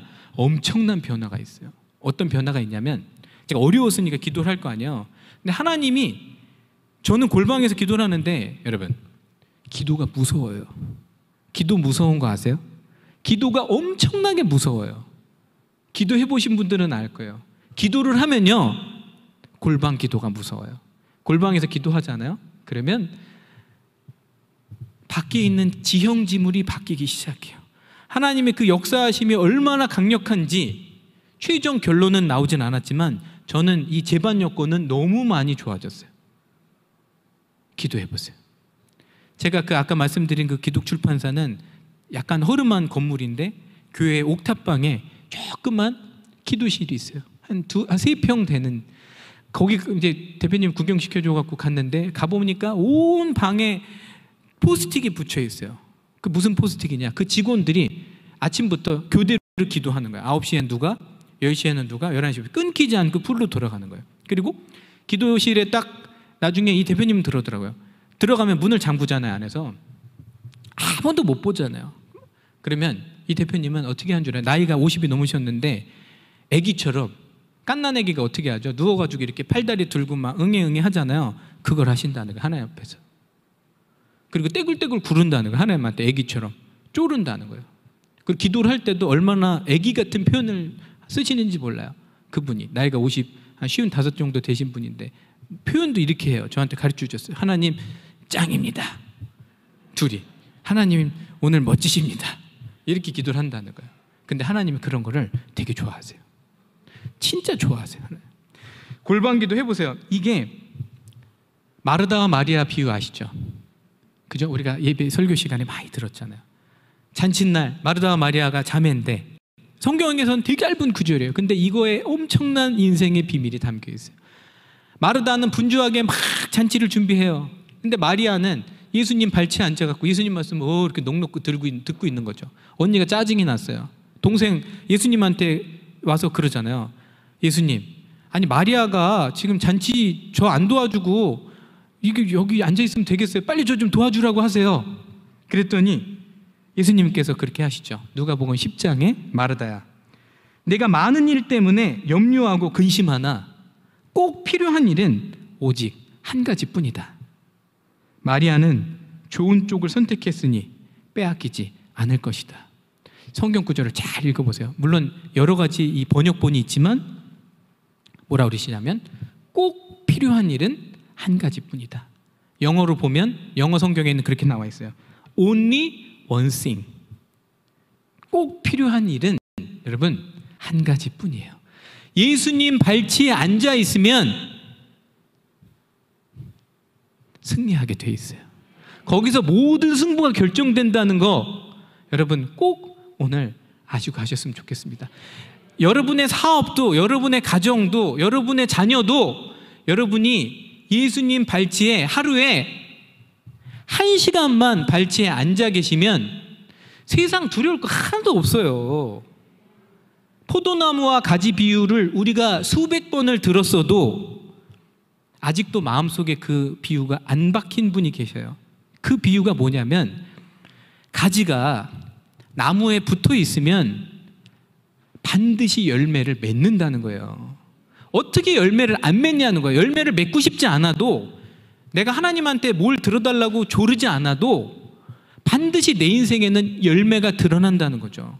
그게 물론 내가 원하는 방식이 아닐지는 모르나 반드시 열매가 있다는 거예요. 하나님은 우리가 성공하기를 바라시고 우리가 잘 되기를 바라시기 때문에 오늘 이거 하나만 건져가셔도 여러분 엄청난 거 건져가시는 거예요. 발치에 앉아 계시면 열매는 자연스럽게 열려요. 근데 그 시간까지 아껴서 저는 뭘 했는 줄 아세요? 저는 일을 했어요. 워크홀릭으로. 남들은, 세상 사람들은 다 저를 칭찬했어요. 아, 저 사람은 놀지도 않고 일만 해. 워크홀릭인데 저 사람 대단해. 이러니까 저는 제가 진짜 이런 줄 알았죠. 이게 아니야? 이거였어요. 워크홀릭 좋지 않아요. 왜? 하나님은요, 밸런스를 굉장히 중요하게 생각하시는 분이에요. 열심히 일했으면 반드시 휴식도 취해라. 열심히 일했으면 주말에 가족하고도 시간을 보내라. 근데 돈에 눈이 멀잖아요. 아침에 일어나면 나가야 돼요. 왜? 돈을 벌어야 되니까. 성공해야 되니까. 하나님은 세상을 풍성하게 주님과 같이 누리기를 바라세요. 하루에 1시간을 기도하라고 말씀드리지 않았어요. 저는 하루 1시간을 예수님 발치에 앉아 있으면 돼요. 우리가 앉아 있을 수 있는 건 뭐가 있죠? 처음에 찬양을 해야 돼요. 찬양을 해야 돼요. 일단 뭐든지 시작은 찬양을 해야 돼요. 찬양을 하나님이 얼마나 좋아하시는지 모르겠어요. 그리고 골방에서 찬양하시면 손을 들고 찬양을 해보세요. 하나님 엄청 좋아하세요. 우리가 찬양을 하잖아요. 하나님이 일어나서 동실동실 춤을 추세요. 진짜예요. 하나님은 우리를 찬송받기 위해서, 찬양받기 위해서 우리를 지으셨어요. 성경에 나와 있어요. 네, 찬양을 하세요. 두 번째, 회개를 하세요. 회개는 너무나 기쁜 거예요. 회개는 절대 수치스러운 게 아니거든요. 회개만 하면 우리는 바로 예수님이 주님의 보혈로 덮어버리세요. 그래서 난 막 어제 지은 죄가 막 너무 수치스럽고 나는 예수님 믿는다 그랬는데 또 이런 죄를 졌어. 근데 주님은 저희를 보고 의인이라고 하세요. 왜? 회개했기 때문에. 우리가 하나님한테 저는요 어저께 지은 죄도 있고요, 저는 수백 가지 수천 가지 죄를 지은 진짜 나쁜 사람이에요. 그러면 주님이 뭐라고 하시는 줄 아세요? 나는 기억 안 나는데. 이게 이렇게 좋은 주님이에요. 주님은 망각의 강에 던지셔서, 우리가 회개하면 우리의 죄를 망각의 강에 던지셔서 스스로 기억하지 않으시는 정말 좋으신 분이에요. 여러분, 심판대에 올라가실 날이 반드시 올 텐데, 심판대에 올라가면 그 거울에 내가 태어나서부터 지은 모든 죄가 다 나와요. 여러분이 지금 화장실에 가서 큰 거 작은 거 보실 때 스마트폰 들고 가서 뭘 클릭하는지도 예수님은 다 보고 계시고 심판대에서 다 올라오는데, 기쁜 소식은 회개한 건 안 나와요. 회개한 건 심판대에서 안 나온다니까요. 왜? 망각의 강에 던지셨기 때문에. 근데 또 반대가 있어요. 우리가 회개해서 주님의 보혈로 주님이 덮으셨어요. 이렇게 덮었어요. 그런데 이걸 끊임없이 자기의 죄를 묵상하는 사람이 있어요. 근데 회개했는데 용서해 주신 것 같긴 한데 그래도 저는 이런 죄를 졌잖아요. 이렇게 들춰보잖아요. 그러면 주님이 굉장히 싫어하세요. 주님이 덮으시면 덮은 거예요. 주님의 권세로 덮었으면 끝난 거예요. 그게. 근데도 내가 막 열잖아요. 그러면 주님이 반대로 하실 수 있어요. 네가 그걸 다시 열어? 그러면 다시 우리 한번 까볼까? 절대 예수님이 덮으시면 열지 마세요. 끝난 거예요. 그냥 회개만 하면 끝난 거예요. 인생은요, 예배에서 갈려요. 아까 말씀드린 것처럼 1시간 아침에 4가지 순서를 지켜서 하면 그게 예배예요. 그 예배가 뭐예요? 처음에 찬양, 두 번째가 회개, 세 번째가 성경 말씀, 네 번째가 기도. 딱 4가지 형식을 지켜서 하시면 그게 예배거든요. 저는 이 예배를 매일 아침 드려요. 하루도 빼지지 않고, 일요일만 빼고. 근데 하루에 1시간이 쉽지 않더라고요. 그래서 아침에 40분, 자기 전에 20분 해서 1시간의 양을 채워요. 여러분, 기도는요 노동이에요. 기도는 노동이라 그랬거든요. 그 노동을 하지 않고 심지 않고 거두려고 하십니까? 못 거둬요. 심어야 된다니까요. 네, 하나님이요, 여러분이 기도만 하면 하늘에서 천군 천사를 보내가지고 지금 준비 딱 이제 요이 땅 하려고 기도만 해봐라 네가, 내가 너 도와줄 테니까, 이렇게 준비를 딱 하고 계시는데 기도를 안 하고 계신 거예요. 제가 하는 그 노트 3개를 여기 사진을 찍었어요. 노트는 꼭 3개가 있어야 돼요. 첫 번째 그 오른쪽에 있는 노트가 예배 노트예요. 예배 노트라는 것은 뭐냐면, 이게 인생은 예배에서 갈린다고 했는데 일요일 날 주일 예배에서 하나님이 특별한 은혜를 주세요. 특별한 은혜를 주시거든요. 근데 그 예배 시간에 하나님이 나한테 말씀을 또 주실 때도 있어요. 그러면 이게 일단 무조건 들고 써야 돼요. 무조건 들고 써야 돼요. 이게 여러분 진짜 이거 써보시면요, 하나님이 진짜 나한테 말씀을 많이 주셨구나라는 걸 알게 돼요. 다 다르게 쓰실걸요. 똑같이 목사님 말씀하셔도 다 다르게 써요. 설교 시간에는 반드시 노트가 있어야 되고, 이 노트는요 여러분들의 생명줄이에요. 목사님 말씀을 하실 때 일요일 날 반드시 쓰셔야 돼요. 이렇게 듣잖아요. 그럼 맞아, 은혜가 되네. 하지만 아까 그랬잖아요. 제가 하루가 지나면 70%를 인간은 까먹게 돼 있어요. 네. 주보에다 쓰시는 분들도 있죠. 너무 안타까워요. 그리고 또 주보도 두고 가, 교회에 가져가시는 것도 아니고 가지고 다니세요. 그리고 팁을 드리면 노트를 비싼 거 사세요. 처음에 저도 싼 거 샀는데 교회 서점에서 2,000원짜리 샀는데 너무 후회되더라고요. 이 귀한 걸, 하나님이 주신 말씀을 지금은 제일 비싼 거 사요. 저 노트 하나 2만 원짜리예요. 다. 두 번째 노트는 성경 말씀을 집에서 볼 때 쓰는 노트인데, 제가 성경을 하나 말씀드리면, 제가 성경을 개역개정을 보다가 쉬운 성경으로 바뀌면서 진짜 저도 이 비포 애프터가 너무 달라요.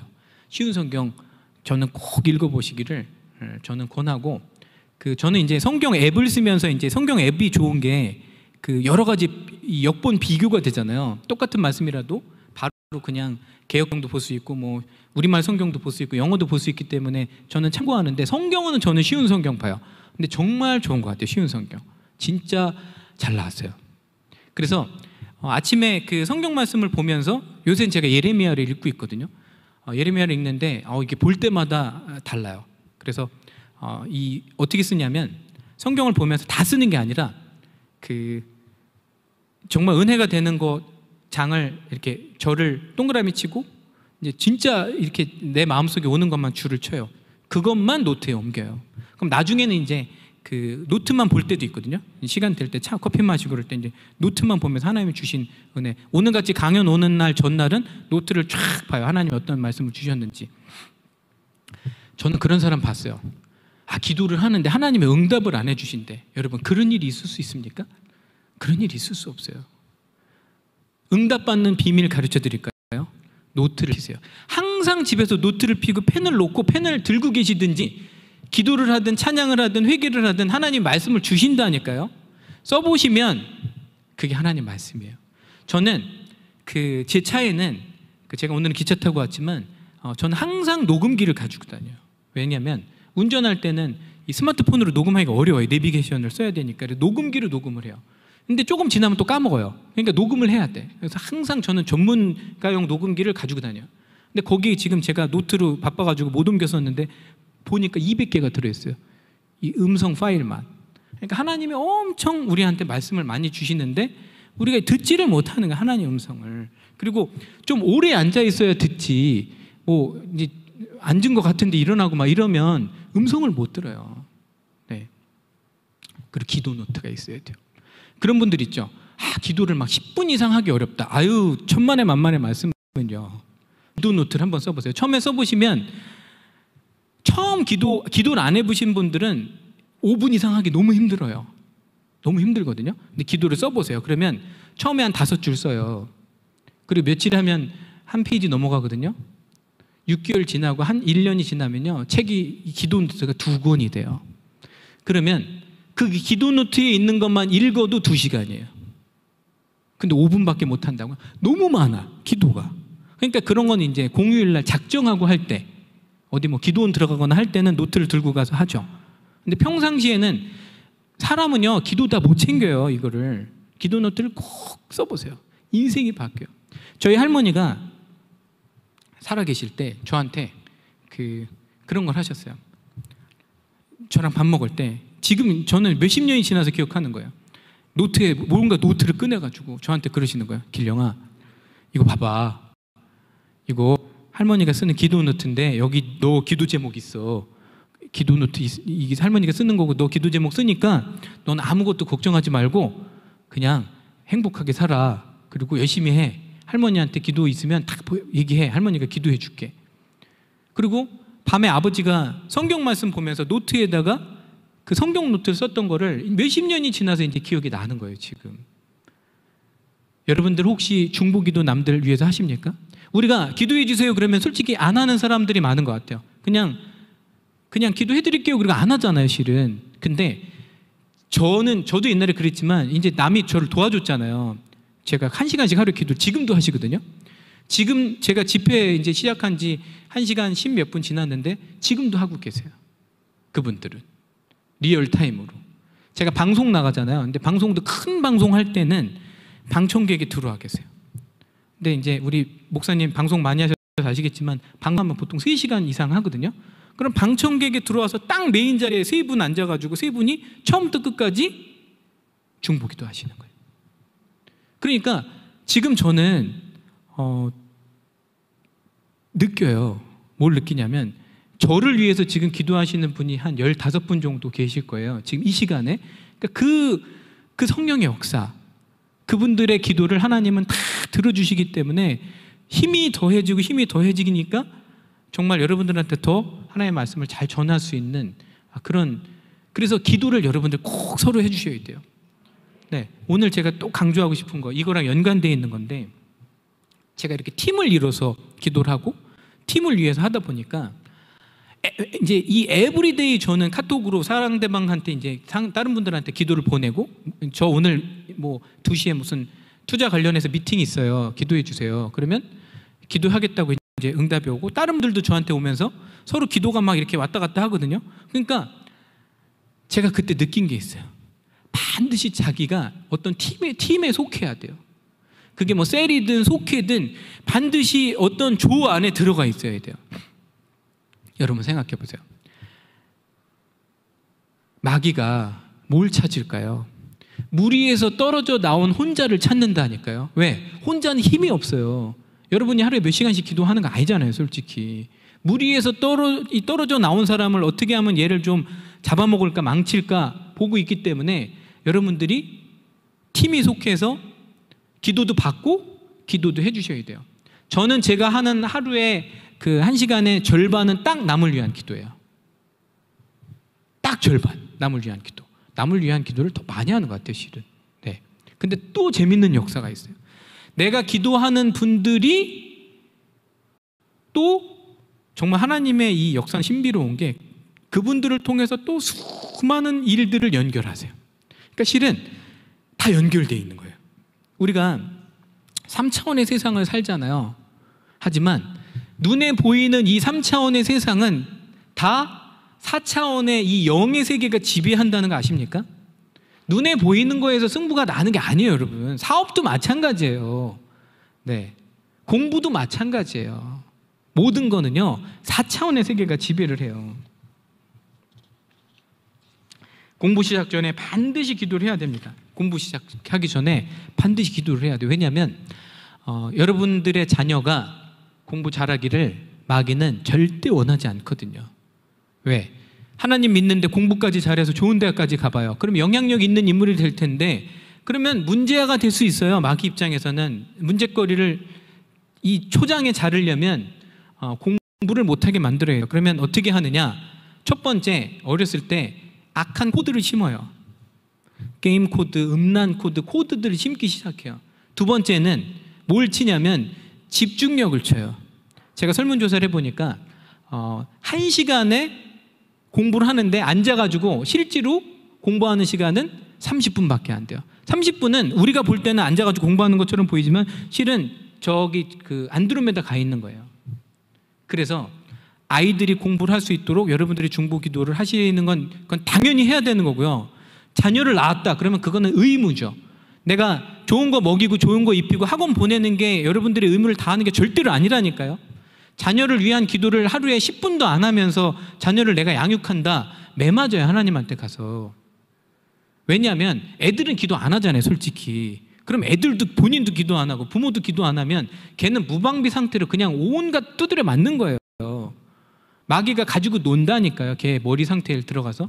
그럼 걔는 원인도 모르는 상태로 그냥 멱살 잡혀갖고 이리 끌려가고 저리 끌려가고, 아, 나는 세상이 왜 이렇게 괴롭지? 이렇게 사는 거예요.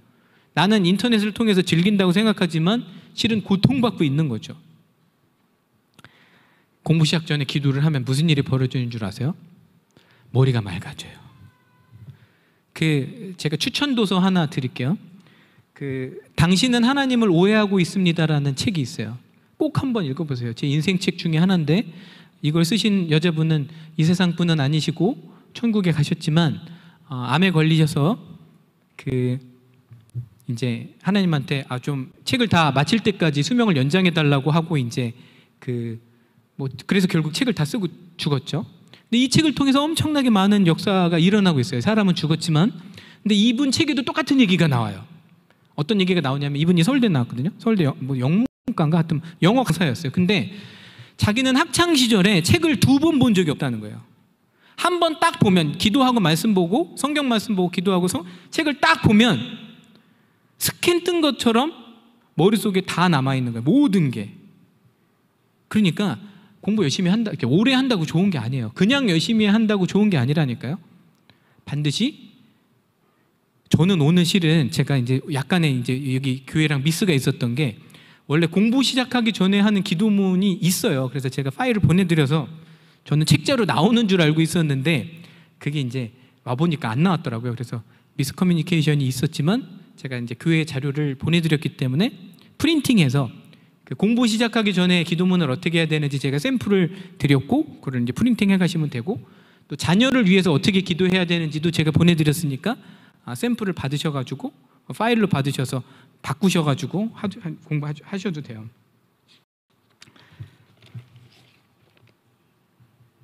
자, 진도를 좀 나가야 될 것 같아요.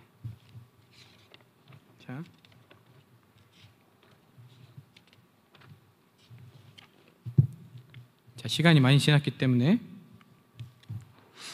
자, 세상의 사고방식하고 기독교적인 사고방식은 완전히 다르다는 거 아십니까? 자, 봐보세요. 우리 학교에서 어떻게 공부를 했죠? 세상의 사고방식은요, 항상 과거, 현재, 미래 순으로 사고하게 돼 있어요. 그러니까 우리가 역사를 공부하죠. 역사를 통해서 우리가 이제 배워서 현재, 미래를 예측하기 위해서. 하지만 기독교적인 사고방식은 반대예요. 기독교적인 사고방식은 미래에서 현재를 보게 돼 있어요. 성경 봐보세요. 그렇게 돼 있어요. 예수님이 십자가에서 돌아가실 때 예수님은 어떻게 하셨죠? 예수님은 십자가에서 돌아가시는 게 끝이 아니라는 걸 알고 계셨어요.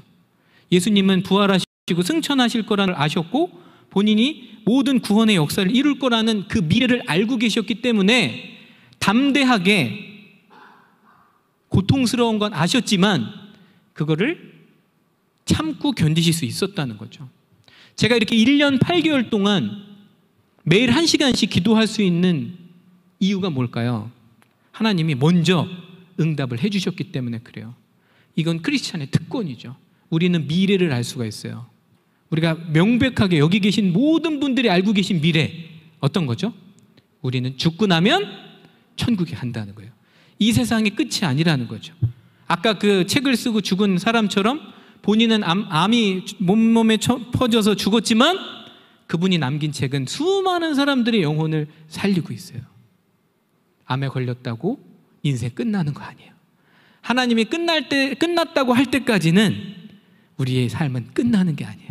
우리가 죽는다고 우리의 삶이 끝나는 것도 아니에요. 사업이 실패했다고 끝나는 것도 아니에요. 대학 떨어졌다고 끝나는 것도 아니에요.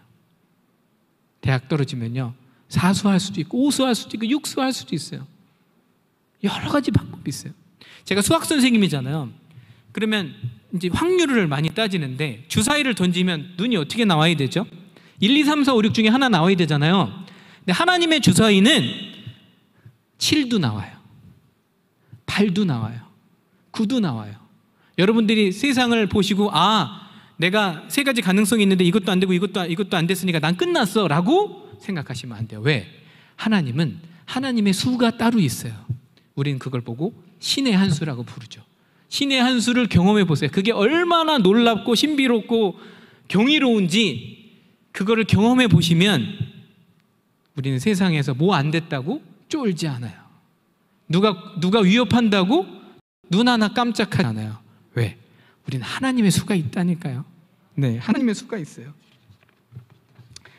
자, 믿음은 어떻게 생기죠? 여러분, 믿음이 있는 사람이 교회 다니는 거예요? 아니면 교회에 와서 믿음이 생기는 거예요? 교회에 와서 믿음이 생기는 거예요. 그러니까 여러분들이 전도하려면 믿음이 생겨서 교회에 오는 게 아니라니까요. 일단 교회에 오게 해서 말씀을 들으면 그 듣는 거에서 믿음이 생기는 거예요. 우리가 믿음이라는 건 어떤 거죠? 우리가 예를 들어서 제가 장경동 목사님을 믿어요. 만약에 오늘 처음 뵀지만 믿어요. 만약에 믿는다는 건 어떤 말이냐면 그동안에 뭐 밥도 먹고 차도 마시고 여러 가지 같이 뭔가 이렇게 지내면서 서로 약속도 하고 지키기도 하고 그런 걸 보면서 아, 저 목사님은 약속을 지키시네. 아, 목사님 믿을 만한 분이야. 이렇게 결론을 내리는 것처럼 우리가 하나님에 대한 믿음을 키우거나 믿음이 생기려면 하나님이 약속을 지키시는 분인지 과연 아니면 안 지키시는지를 알아야 뭐 믿든가 말든가 할 거 아니에요. 그 약속의 말씀이 성경이죠. 성경을 잘 봐보세요. 진짜 수많은 하나님의 약속들이 나와 있고 그 약속을 하나님이 지키세요. 지키신다니까요. 그리고 또 수많은 약속을 하셨죠. 그래서 우리가 믿을 만한 분이라는 걸 알기 때문에 우리는 그 나머지 약속들을 기다리는 거거든요. 그러니까 우리가 매일 성경 말씀을 보지 않으면 믿음이 자랄 수가 없어요. 믿음이 자랄 수가 없어요. 매일 성경 말씀을 봐야 돼요. 반드시 믿음이 자라요.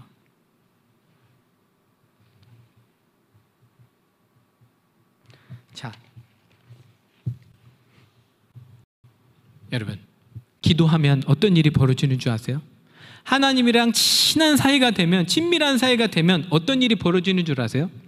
첫 번째는 되는 일이 없는 것처럼 보여도 기쁘게 살 수 있어요. 기쁘게 살 수 있어요. 내 안에 있는 이 기쁨을 누가 빼앗아 갈 수 있겠어요? 세상의 조건에 좌지우지되지 않는 이 내 마음의 기쁨을 그 누가 빼앗아 갈 수 있냐는 거예요. 빼앗아 갈 수가 없어요. 주님하고 또 친한 사이가 되잖아요. 그러면 뭐가 열리는 줄 아세요? 이게 열려요. 이게 열려요. 눈이 열려요. 여러분, 세상은요, 눈이 열리는 곳에서 모든 게 성패가 나는 거예요. 사업도 마찬가지예요. 눈이 열리는, 다른 사람은 다 못 보는데 나만 보여. 그러면 그 사업 성공하는 거예요. 그렇죠? 뭐 비즈니스도 마찬가지거든요. 다른 사람들은 못 봤는데 나중에 보면 아유, 저거 나도 알 수 있는 건데. 근데 그거 나중은 늦은 거잖아요. 근데 그게 하나님이 열어주시면 사업도 눈이 열려요. 똑같은 식당을 해도, 그렇죠? 똑같은 식당을 해도 하나님이 눈을 열어주시면 전혀 다른 식당이 되는 거예요. 열왕기하 6장 17절, 자, 같이 해볼게요. 자, 시작. 기도하여 이르되 여호와여 원하건대 그의 눈을 열어서 보게 하옵소서. 엘리사하고 사환한테, 그죠? 아침에 일어나서 보니까 사환이 그러잖아요. 큰일 났어요. 아람 왕의 군대가 우리를 진짜 엄청나게 많은 군대가 와서 포위를 하고 있어요. 그때 엘리사가 기도를 하잖아요. 하나님, 이 사환의 눈을 좀 열어주세요. 눈이 열렸어요. 뭐가 보이죠? 하늘에 수많은 불말과 불병거가 보이잖아요. 그 엘리사를 탁 지키고 있으면서 누가 누구를 포위하고 있는지, 지금 이 싸움의 전세가 진짜 눈에 보이는 것처럼 3차원의 세상처럼 아람 왕의 군대가 우리를, 엘리사를 포위하고 있는 건지, 하늘의 군대가, 하나님의 군대가 아람 왕의 군대를 포위하고 있는지를, 이게 보이는 순간 세상에 되는 일이 없어도 두려움이 없어진다니까요. 기도하기 시작하면 하나님이 역사하기 시작해요. 근데 여러분, 하나님한테도 시간을 드려야 돼요. 왜? 하나님은 공의로우신 분이고 정의로우신 분이고 모든 걸 통치하시는 분이기 때문에 하나님은 어떻게 하셔야 되죠? 다 고려하셔야 돼요. 인격적으로 내가 이걸 갖고 싶다 그래서 다른 사람 거 강탈에다가 딱 빼다가 너 가져, 이렇게 하실 수 있는 분이 아니라는 거죠. 하나님은 그러시는 거예요. 네가 나를 정말 믿으면 기다려라, 기도만 해라, 내가 해준다. 네, 해준다니까요. 대신 하나님이 뭘 해주신다는 거예요? 눈을 열어주신다는 거예요. 네, 눈이 열려야 돼요. 눈이 열리면 여러분 하시는 일도 달라져요. 자, 우리는요, 우리가 정확하게 뭔지를 알아야 돼요. 우리는 피조물이에요. 우리는 신이 아니고, 우리는 왕도 아니고, 우리는 그냥 피조물일 뿐이에요. 피조물이면 우리는 피조물의 분수를 알아야 돼요. 우리는 하나님의 도구라는 거를 여러분들 절대 잊으시면 안 돼요. 우리가 하나님의 도구인데 거꾸로 내가 하나님을 도구처럼 부리려고 그래요. 기도 조금 해놓고 내가 하나님을 마음대로 좀 이용해 먹으려고, 부려 먹으려고. 네, 그게 되겠습니까? 네, 망치가 사람을 부려 먹을 수 있겠어요? 그럴 수가 없는 거죠. 그리고 우리는 도구인데 도구가 너무 까칠해. 하나님은 좀 편해야 쓰시기 편해야 쓰시는데 너무 까칠해요. 또는 너무 능력이 없어. 왜? 맨날 논이라고, 자기 개발 너무 안 하고, 열심히 자기 전문성을 발휘하지도 않고, 하나님의 달란트를 주셨는데 열심히 자기가 하나님이 주신 걸 갈고 닦지도 않아서 도구가 날이 서 있지 않으면 그 도구는 어디로 들어가는 줄 아세요? 창고 깊숙이 들어가요. 언제 꺼내실지 몰라요. 50년이 걸릴 수도 있고 60년이 걸릴 수도 있어요. 자, 우리는 하나님의 도구기 때문에 우리 위에 있는 권세, 우리 위에 있는 권위를 인정해야 돼요. 우리는 모든 일을 할 때, 여러분들이 사업을 할 때, 또는 가정에서 뭔가 여러분들이 가장이라고 해서 여러분들이 최종 결정권자가 아니에요. 최종 결정권자는 우리 위에 있는 권세, 권위가 있으시다는 거예요. 항상 어떤 걸 하시든지 예스가 바로 나오면 그거는 큰일 나는 거예요. 누가 나한테 이거 같이 한번 하시죠, 예스 하시면 안 된다니까요. 어떻게 해야 되죠? 하루 기도해보고 말씀드리겠습니다. 그게 안 되면, 긴박한 상황이라면 마음속으로라도 하나님 이거 할까요 말까요? 최종 결정권자의 컨펌을 받아야 돼요. 조금이라도 시간이 있다면 화장실 가서 기도해야 돼요. 기도가 무섭다니까요. 저는 모든 장소에 가면 화장실 가서 변기 붙잡고 무릎 꿇고 기도하고 나와요. 오늘도 중문교회 오면 저는 화장실부터 찾아요. 그래서 문 잠그고, 왜냐면 무릎 꿇고 기도할 수 있는 곳은 교회 화장실밖에 없잖아요, 실은. 그리고 나서 그건 무슨 뜻이냐면 내 위에 있는 권위를 인정하는 거죠. 네. 왜냐하면 나의 능력으로 강연을 하는 거는 너무 끔찍한 일이니까 하나님의 능력으로 강의하기를 바라면서 기도하는 거죠.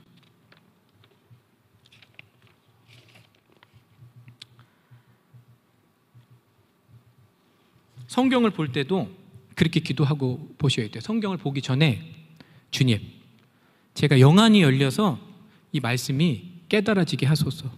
이게 안 깨달아지잖아요. 그러면 아무리 봐도 그냥 졸리기만 한 거예요. 근데 영안이 한번 열리잖아요. 그러면 너무 성경이 재밌어요. 성경이 꿀처럼 달아. 너무 피곤한데 더 읽고 싶어요. 네, 우리가 영의 양식이라고 하잖아요. 여러분, 말씀을 보지 않으면 우린 죽어요. 영이 죽는다니까요. 근데 죽는 사람의 특징이 뭔 줄 아세요? 내가 죽는지도 몰라. 너무 둔감해져요. 둔감해지면 무슨 일이 벌어지는 줄 아세요? 세상 일을 다 그냥 내 마음대로 결정하게 돼 있어요. 그러면 결정 한번 잘못하면 5년 10년 까먹는다니까요. 이게 내가 예를 들어서 뭐 하나를 털고 계약을 잘못했어. 그거 하나 때문에 내가 평생 벌어놓은 돈도 날릴 수 있다니까요. 하지만 제가 분명하게 말씀드릴 수 있는 거는 하루에 1시간 예수님 발치에 앉아 있으면 세상은 걱정할 게 없어요. 진짜 주님과 동행하는 순간, 여러분 성경을 보면 뭐가 달라집니까? 달라져요. 왜 성경을 보면 인생이 달라지는 줄 아세요? 성경을 보면 생각이 바뀌거든요. 생각이 바뀌고 마음이 바뀌면, 내 내면이 바뀌면 모든 게 달라지는 거예요. 제가 서울대를 어떻게 200명 보낸 줄 아세요? 강의를만 잘해가지고 서울대를 보낸 게 아니에요. 저는 처음에 아이들을 맡으면 이 애의 의식 변화를 일으키려고 6개월을 노력을 해요. 6개월을. 수업을 못하는 한이 있더라도 6개월을 노력한다니까요. 내면이 바뀌잖아요. 공부를 알아서 해요. 지가 알아서. 시키지 않아도. 수학이 재밌대. 끝난 거예요. 근데 다른 사람들은 막 수학만, 그냥 수학만.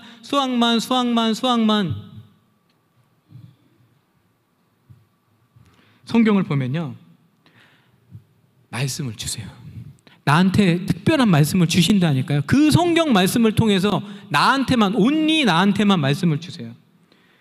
이 성경을 보면요, 힘이 생겨요. 용기가 생겨요. 하나님이 나를 위로해 주세요. 그리고 내 삶을 돌아보게 하세요. 그리고 내 잘못을 바로잡아 주시고 의롭게 사는 방법을 가르쳐 주세요. 내 삶에는 기준이 있어야 돼요. 내 마음대로 살 수 있는 게 아니에요. 내 삶의 표준, 그게 바로 성경입니다. 자, 매일 찬양을 해야 되는 이유, 이사야 43장 21절 제가 읽어드릴게요. 이 백성은 내가 나를 위하여 지었나니 나를 찬송하게 하려 함이니라. 아까 말씀드렸죠. 이렇게 찬양을 엄청나게 잘해서 하나님의 너무나 기뻐하신 사람 누가 있죠? 다윗이 있어요. 다윗은 그 무식하고 진짜 들판에서 양치기 할 때 혼자서 외롭고 밤에 지치고 그럴 때 뭘 했어요? 아무도 없을 때 들판에서 찬양을 했어요. 왕이 돼서도 찬양을 했어요. 하나님은 그런 다윗을 왕 대접을 해주셨죠. 자, 시간이 이제 많이 지났어요. 제가 이제 기차를 타고 올라가야 되기 때문에 실은 이제 배수진을 치고 하는 거라 이제 속도를 좀 내야 될 것 같아요. 여러분, 기도할 때 원칙이 있어요. 2가지 원칙이 있는데요. 일단 여러분들 기도할 때 마귀는 여러분들이 기도하는 걸 보고 있어요. 마귀가 여러분들의 기도를 낚아챌 수 있을까요? 낚아채지 못해요. 그런데 기도가 못 올라가게 할 수는 있어요. 그럼 기도가 어떻게 못 올라가게 하는 줄 아세요? 여러분들이 기도를 할 때 잡생각을 막 하게끔 하면 기도가 못 올라가요. 하나님은 어떤 기도를 받는 줄 아세요? 간절하게 하는 기도를 받으세요. 간절하게 하는 기도. 그냥 해주세요 쭉 나열식으로 하는 게 여러분 기도가 아니에요. 그건 주문이라니까요. 기도는 간절하게 해야 돼요. 정말 간절하게. 그죠? 주님, 저를 불쌍히 여겨주시옵소서. 반드시 이렇게 기도하세요. 주님, 저를 불쌍히 여겨주시옵소서. 시편을 보면 다윗은 항상 이렇게 기도를 했어요. 내가 여호와께 크게 부르짖습니다. 내가 불쌍히 여겨달라고 여호와께 나의 목소리를 드높입니다. 여러분, 부르짖는 기도 해보셨어요? 부르짖는 기도 안 해보셨으면 부르짖는 기도 해보세요. 이거는 진짜 하나님이 약속하신 것처럼 들어주세요. 근데 저는 교회에서 부르짖는 기도 솔직히 쉽지 않더라고요. 왜냐면 옆에 사람이 있으니까 그게 이제 신경이 쓰여가지고 저는 부르짖는 기도 이제 그 2000 몇 년도에 해봤죠. 한 15년, 16년도에 처음으로 해본 것 같아요. 물론 옛날에 교회에서 뭐 주여 삼창하자고 목사님이 그러시면 주여 했지만 그냥 그건 따라한 거지. 진짜 내 삶에 어려움이 와서 바닥을 쳐서 막 진짜 저 가슴 깊은 곳까지 끌어내서 막 주여 하고 기도해 본 적은 2015년도인가 처음 해본 것 같아요. 너무 삶이 힘드니까. 근데 그 기도를 어디서 할 수 있어? 집에서 어떻게 해요? 가족들이 있는데. 그래서 장소를 찾아냈어요. 그게 어디냐면 차 안이에요. 운전하고 어디 들어갈 때?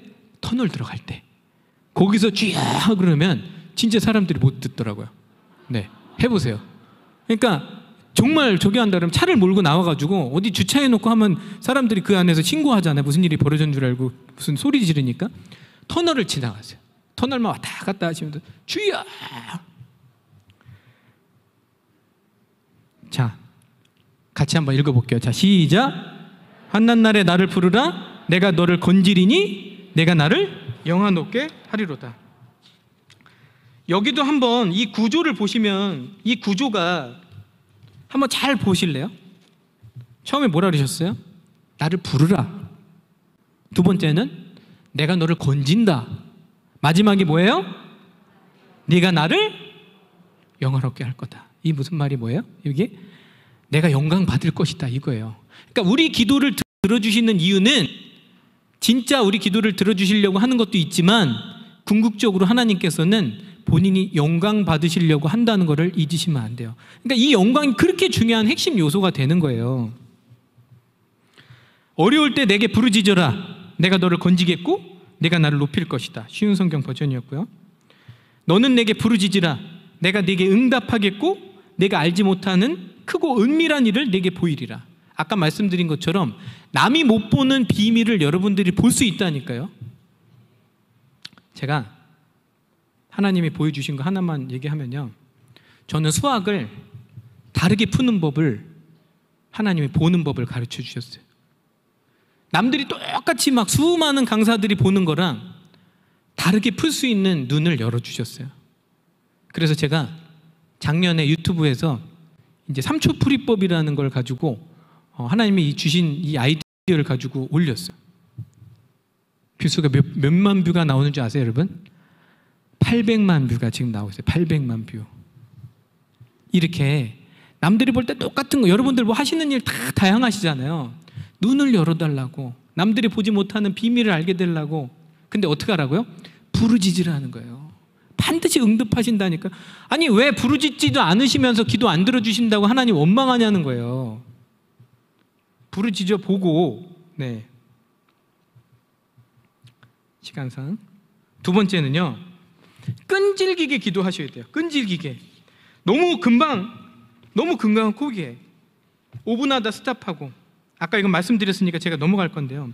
자, 끈질기게. 그러니까 시간을 하루에 딱 정해놓으세요. 나는 그냥 1시간 드린다, 내 삶에서. 그럼 저처럼 저는 그냥 1시간을 지냈기 때문에 예를 들어서 너무 피곤해갖고 아침에 늦게 일어났어요. 그럼 저는 어떻게 하는 줄 아세요? 출근을 늦게 해요. 이걸 다 하고 나가야 되니까. 급해서 뭐 이런 게 아니라 저는 출근 그래 늦게 가더라도, 왜냐면 일이 중요한 게 아니거든요. 이게 더 중요하지. 그러고 나니까 더 잘 될까요? 안 될까요? 네. 주님이 우리한테 정말 듣고 싶어하는 고백 이거예요. 여러분 이런 고백 들으십니까? 우리 일생을 통해서 반드시 여러분들이 드렸으면 하는 이 고백 같이 한번 드려보도록 하겠습니다. 자, 시작. 저는 주님 한 분이면 충분합니다. 저는 주님 한 분으로 만족합니다. 여러분 시편 23편 1절 2절 아마 여기 계신 분들 중에 모르시는 분들 한 분도 없으실 거예요. 여호와는 나의 목자시니 내게 부족함이 없으리로다. 그가 나를 푸른 풀밭에 누이시며 쉴 만한 물가로 인도하시는도다. 저는요 이 성경 구절의 의미를 알아낸 지 2주밖에 안 됐어요. 평생 동안 저는 이 성경 구절 제일 좋아하는 성경 구절이라 늘 혼자 다니면서 여호와는 나의 목자시지 했는데 이 성경 구절의 의미를 2주 전에 알았다니까요. 봐보세요. 여호와는 나의 목자시니 내게 부족함이 없으리로다. 일단 부족함이 없어요. 그가 나를 풀밭에 누이시며 쉴 만한 물가로 인도하시는도다. 여러분 푸른 풀밭이 의미하는 게 뭔지 아세요? 쉴 만한 물가가 의미하는 게 뭔지 아세요? 그게 바로 주님이라는 거죠. 주님은 푸른 풀밭에 누이시고 쉴 만한 물가로 인도하시는데 이 푸른 풀밭과 쉴 만한 물가가 바로 주님이라는 사실을 저는 2주 전에 깨달았어요. 꼭 이 응답을, 이 기도를 주님께 드리시고 자녀한테도 이거를 가르쳐 줘야 돼요. 그럼 자녀가 덜 고생해요. 만약에 이 자녀가 부모한테 이걸 배우지 못하면 자녀는 이걸 어떻게 배우냐면 인생을 통해서 배워야 돼요. 그럼 어떤 일이 벌어지는 줄 아세요? 힘든 인생이 돼요. 나이 60, 70, 80이 돼서 세상의 모든 어려움과 풍파를 다 겪고 나서 너무 어려우니까, 세상 삶이 너무 어려우니까 아까 그 국제시장 황정민이 나이 노인이 돼서 방에 들어가서 하는 것처럼 그제서야 주님, 저는 주님 한 분이면 충분합니다. 제가 돈도 많이 벌어보려고 하고 명예도 얻어보려고 하고 성공도 해보려고 했는데요, 그게 아니더라고요. 이 고백을 꼭 자녀한테 가르쳐 주시기를 바랍니다.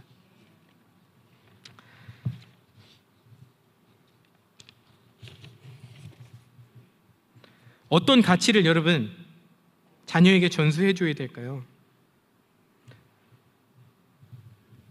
이거 전수 주시면 정말 엄청난 걸 전수해 주시는 거예요.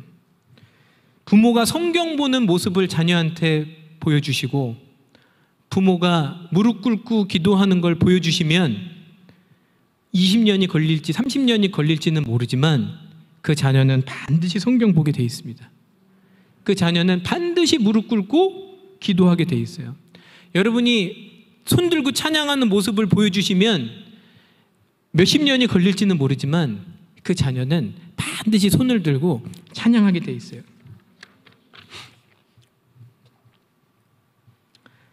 지금 우리나라뿐만 아니죠. 전 세계가 세상 재미에 미쳐 있는 것 같아요. 그렇죠? 성경에서는 분명히 뭐라고 말씀하셨냐면, 자, 시작. 이 세상이나 세상에 있는 것들을 사랑하지 말라. 누구든지 세상을 사랑하면 아버지의 사랑이 그 안에 있지 아니하니. 자, 이건 쉬운 성경 버전이에요. 많은 사람들이 세상을 사랑하는 것과 주님을 사랑하는 것을 동시에 할 수 있다고 믿고 있어요. 하지만 성경은 그게 불가능하다고 주님은 명백하게 말하고 있습니다. 이거를 여러분들 결정하셔야 돼요. 이 여호수아 24장 15절, 제가 몇 주 전에 아버지 기일이라 이 아버지 산소에 갔는데 아버지 묘비에 이 말씀이 쓰여 있어요. 나와 내 집은 여호와를 섬기겠노라. 이게 무슨 구절이죠? 가나안 땅에 드디어 들어갔어요. 가나안 땅에 드디어 들어갔는데 수많은 사람들이 가나안 족속의 문화에 흡수돼서 그 우상 섬기는 그 재미에 빠져서, 왜냐하면 그 우상 섬기는 그 제사가 굉장히 음란했잖아요. 그거에 빠져서 다 그 젖어들 때 여호수아가 다 온 민족을 모아놓고 니네 선택해라. 어떻게 할래? 그랬더니 그때는 뭐라고 얘기를 했냐면 우리도 여호와를 섬기겠습니다라고 말은 했어요. 하지만 그 자녀의 자녀들은 결국 하나님을 다 잊고 결국 멸망의 길로 가게 되죠. 우리나라가 1907년도에 평양 대부흥이 있었어요. 그때 사진 보면 우리나라 찢어지게 가난했습니다. 1973년도에 여의도에 빌리그램 목사님 오셨을 때 몇 명이 모였는 줄 아세요?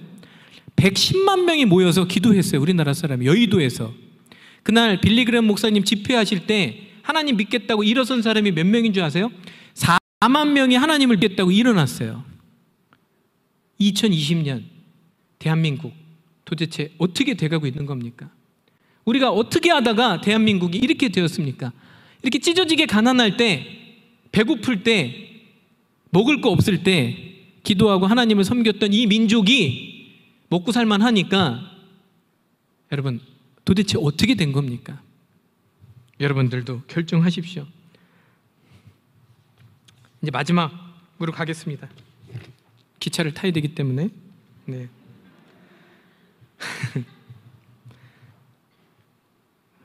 과거 지향적과 미래 지향적의 가장 완전 다른 말이잖아요. 과거 지향적 누구의 특징일까요? 마귀의 특징이에요. 마귀는 과거 지향적이에요. 하지만 주님은 미래 지향적입니다. 주님은 뭐라고 얘기하시냐면 과거를 돌아보지 말라. 지난 거는 지난 거야. 이제는 앞으로 일만 생각해. 이게 주님이에요. 하지만 마귀는 어떻게 하는 줄 아세요? 끝도 없이 뒤를 돌아보게 해요.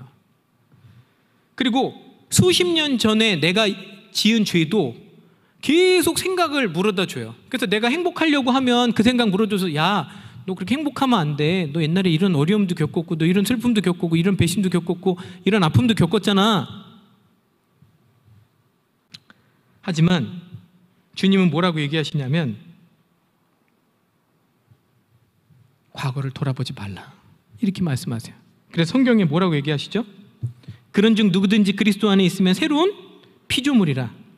이전 것은 지나갔으니 보라, 새 것이 되었도다. 여러분, 아까 제가 말씀드린 것처럼 주님이 덮으셨기 때문에 지난날 절대 돌아보지 마시고 이제는 주님만 보시면서 가시길 바랍니다. 자, 24 마지막 하고 이제 제가 마치도록 하겠습니다. 하나님은요, 빛이시잖아요. 창세기 1장 3절에 보면 태초에 빛이 있으라 말씀하셨어요. 여러분, 이 빛이 어떤 빛인 줄 아세요? 여러분, 여기서 말하는 태초에 빛이 있으라의 빛은 성경을 읽어보시면 태양이 아니에요. 태양은 첫째 날에 만들어지지도 않았어요. 태양은 몇째 날에 만드신 줄 아세요? 넷째 날에 만드신다고요. 처음 말씀하신 빛이 있으라, 이 빛은 하나님의 빛이에요. 여러분들 마음속에 수많은 어둠이 있죠. 있을 수밖에 없어요. 우리 모든 인간은 마음속에 어둠이 있어요. 근데 그 마음의 어둠을 한 번에 없애는 방법은 예수님의 빛을 비춰주면 한 번에 없어질 수 있어요. 우리가 어두운 데 가서 불을 탁 켜면 한 번에 없어지잖아요. 여러분, 마귀한테 속지 마세요. 그래서 기도하세요. 주님, 제 마음에 빛을 비춰주소서. 우리 마음의 죄가 가장 무섭잖아요. 제가 아는 화가가, 마지막 이 화로 마지막 마무리하도록 하겠습니다. 하나님 안 믿는 화가인데 너무 예수님을 그리고 싶은 거예요. 화가로서의 욕심에. 저희 사무실에 걸려 있어요. 저희 집에도 걸려 있고. 기도를 했어요. 하나 안 믿는 매일 새벽 4시에 일어나서 기도를 했어요. 한 100일을 매일 기도를 했대요.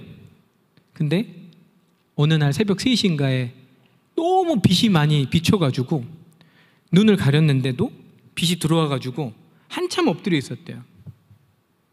그러고 나서 몇 시간이 지나서 올려다 보니까 예수님이 손을 벌리고 탁 이렇게 계시고 있는 그림을 그려가지고 저한테 선물로 주셔서 저희 집에 걸려 있어요. 예수님은 빛이시기 때문에 여러분들 아까 마음속에 있는 그 수많은 그 우울함, 수많은 그 어둠, 여러분들 다 가지고 계신 거 알아요. 그 어둠을 한 번에 기도로서 하나님한테 주여, 제 마음에 빛을 비춰주시옵소서. 하나님은요, 저희 입술로 고백하면 저희 입술로 나오는 그 기도를 들으시고 마음의 빛을 쫙 비춰주세요. 그러면 마음에 진짜 어둠이 없어져요.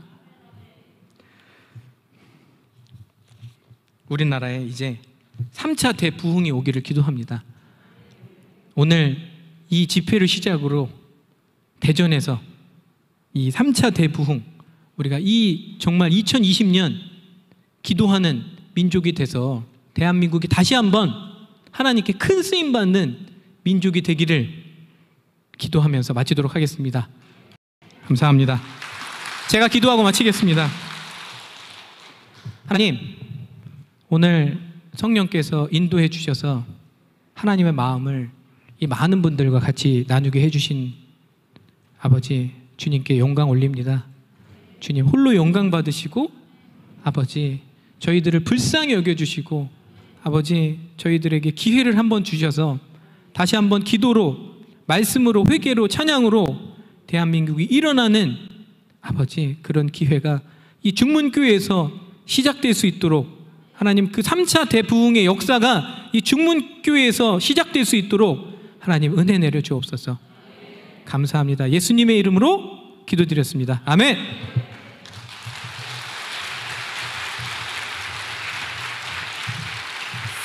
감사합니다. 우리 박한명 형제 찬양 들으시면서 즐겁게 예물 드리시기 원하시는 분은 예물 드릴 수 있기를 바랍니다.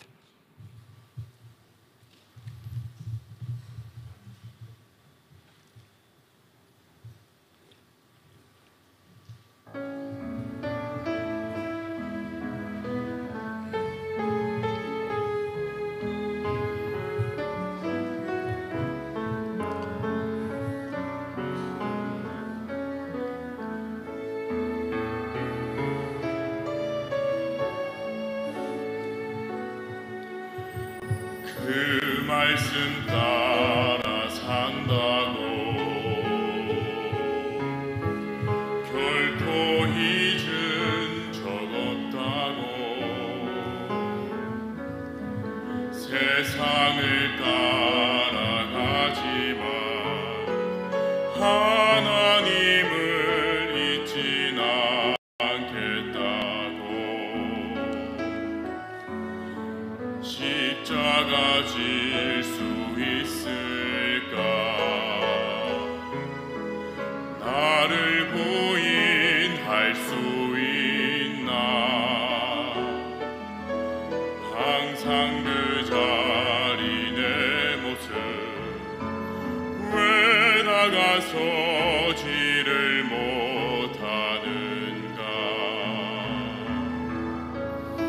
주 날 용서하소서 나의 약함하오니 이제 새롭게 하소서 주님 사랑의 도구로 비록 이 세상 안에 살아도 내 안에 많은 소리 들려도 나는 세상의 빛으로 오신 주님의 이름으로 승리하며 살겠네.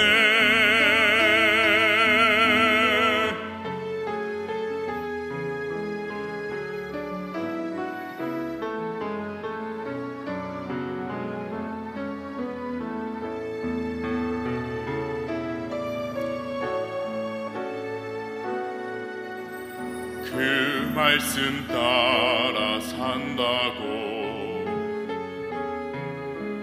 결코 잊은 적 없다고 세상을 따라가지만 하나님을 잊진 않겠다고 십자가 질 수 있을까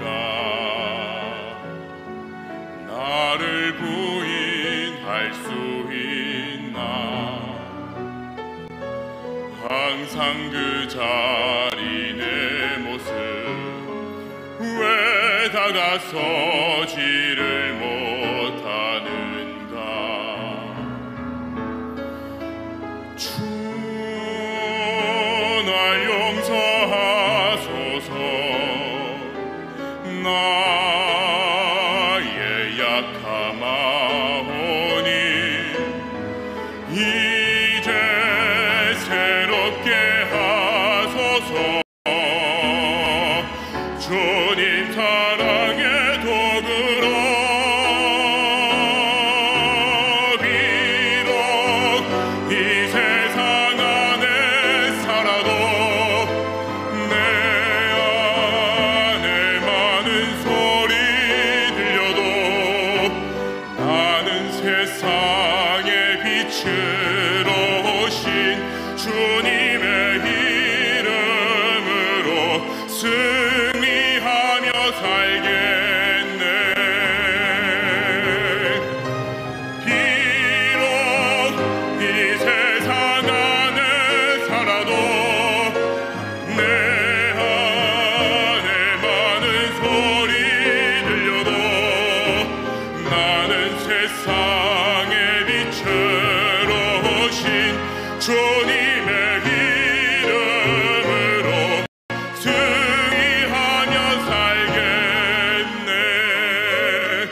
이제는 머무르지 않으리 더 이상 방황하지 않으리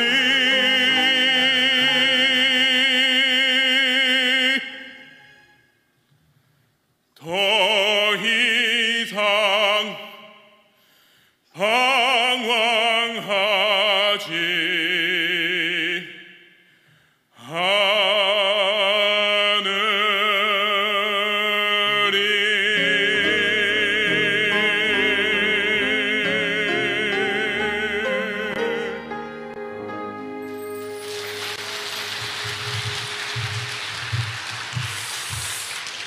두 손을 가슴에 딱 얹고 드린 예물을 위해서 기도합니다. 하나님 감사합니다. 귀한 강사님 통해서 많은 은혜 받았습니다. 하나하나 깨달음 속에 주님 뜻대로 살고 주님의 역사와 영광을 드높여서 그것이 우리에게 간증이요 축복이 되게 하옵소서. 귀한 예물 정성껏 담아드립니다. 기쁘게 받아주시고 삶의 뒤안길에 꼭 축복의 간증의 주인공들 되게 하옵소서. 지금은 우리 주 예수 그리스도의 은혜와 아버지 하나님 무한하신 사랑과 성령님 교통하심이 사랑하는 성도들 머리 위에 이제부터 영원토록 함께 하시기를 간절히 축원하옵나이다. 아멘. 다 같이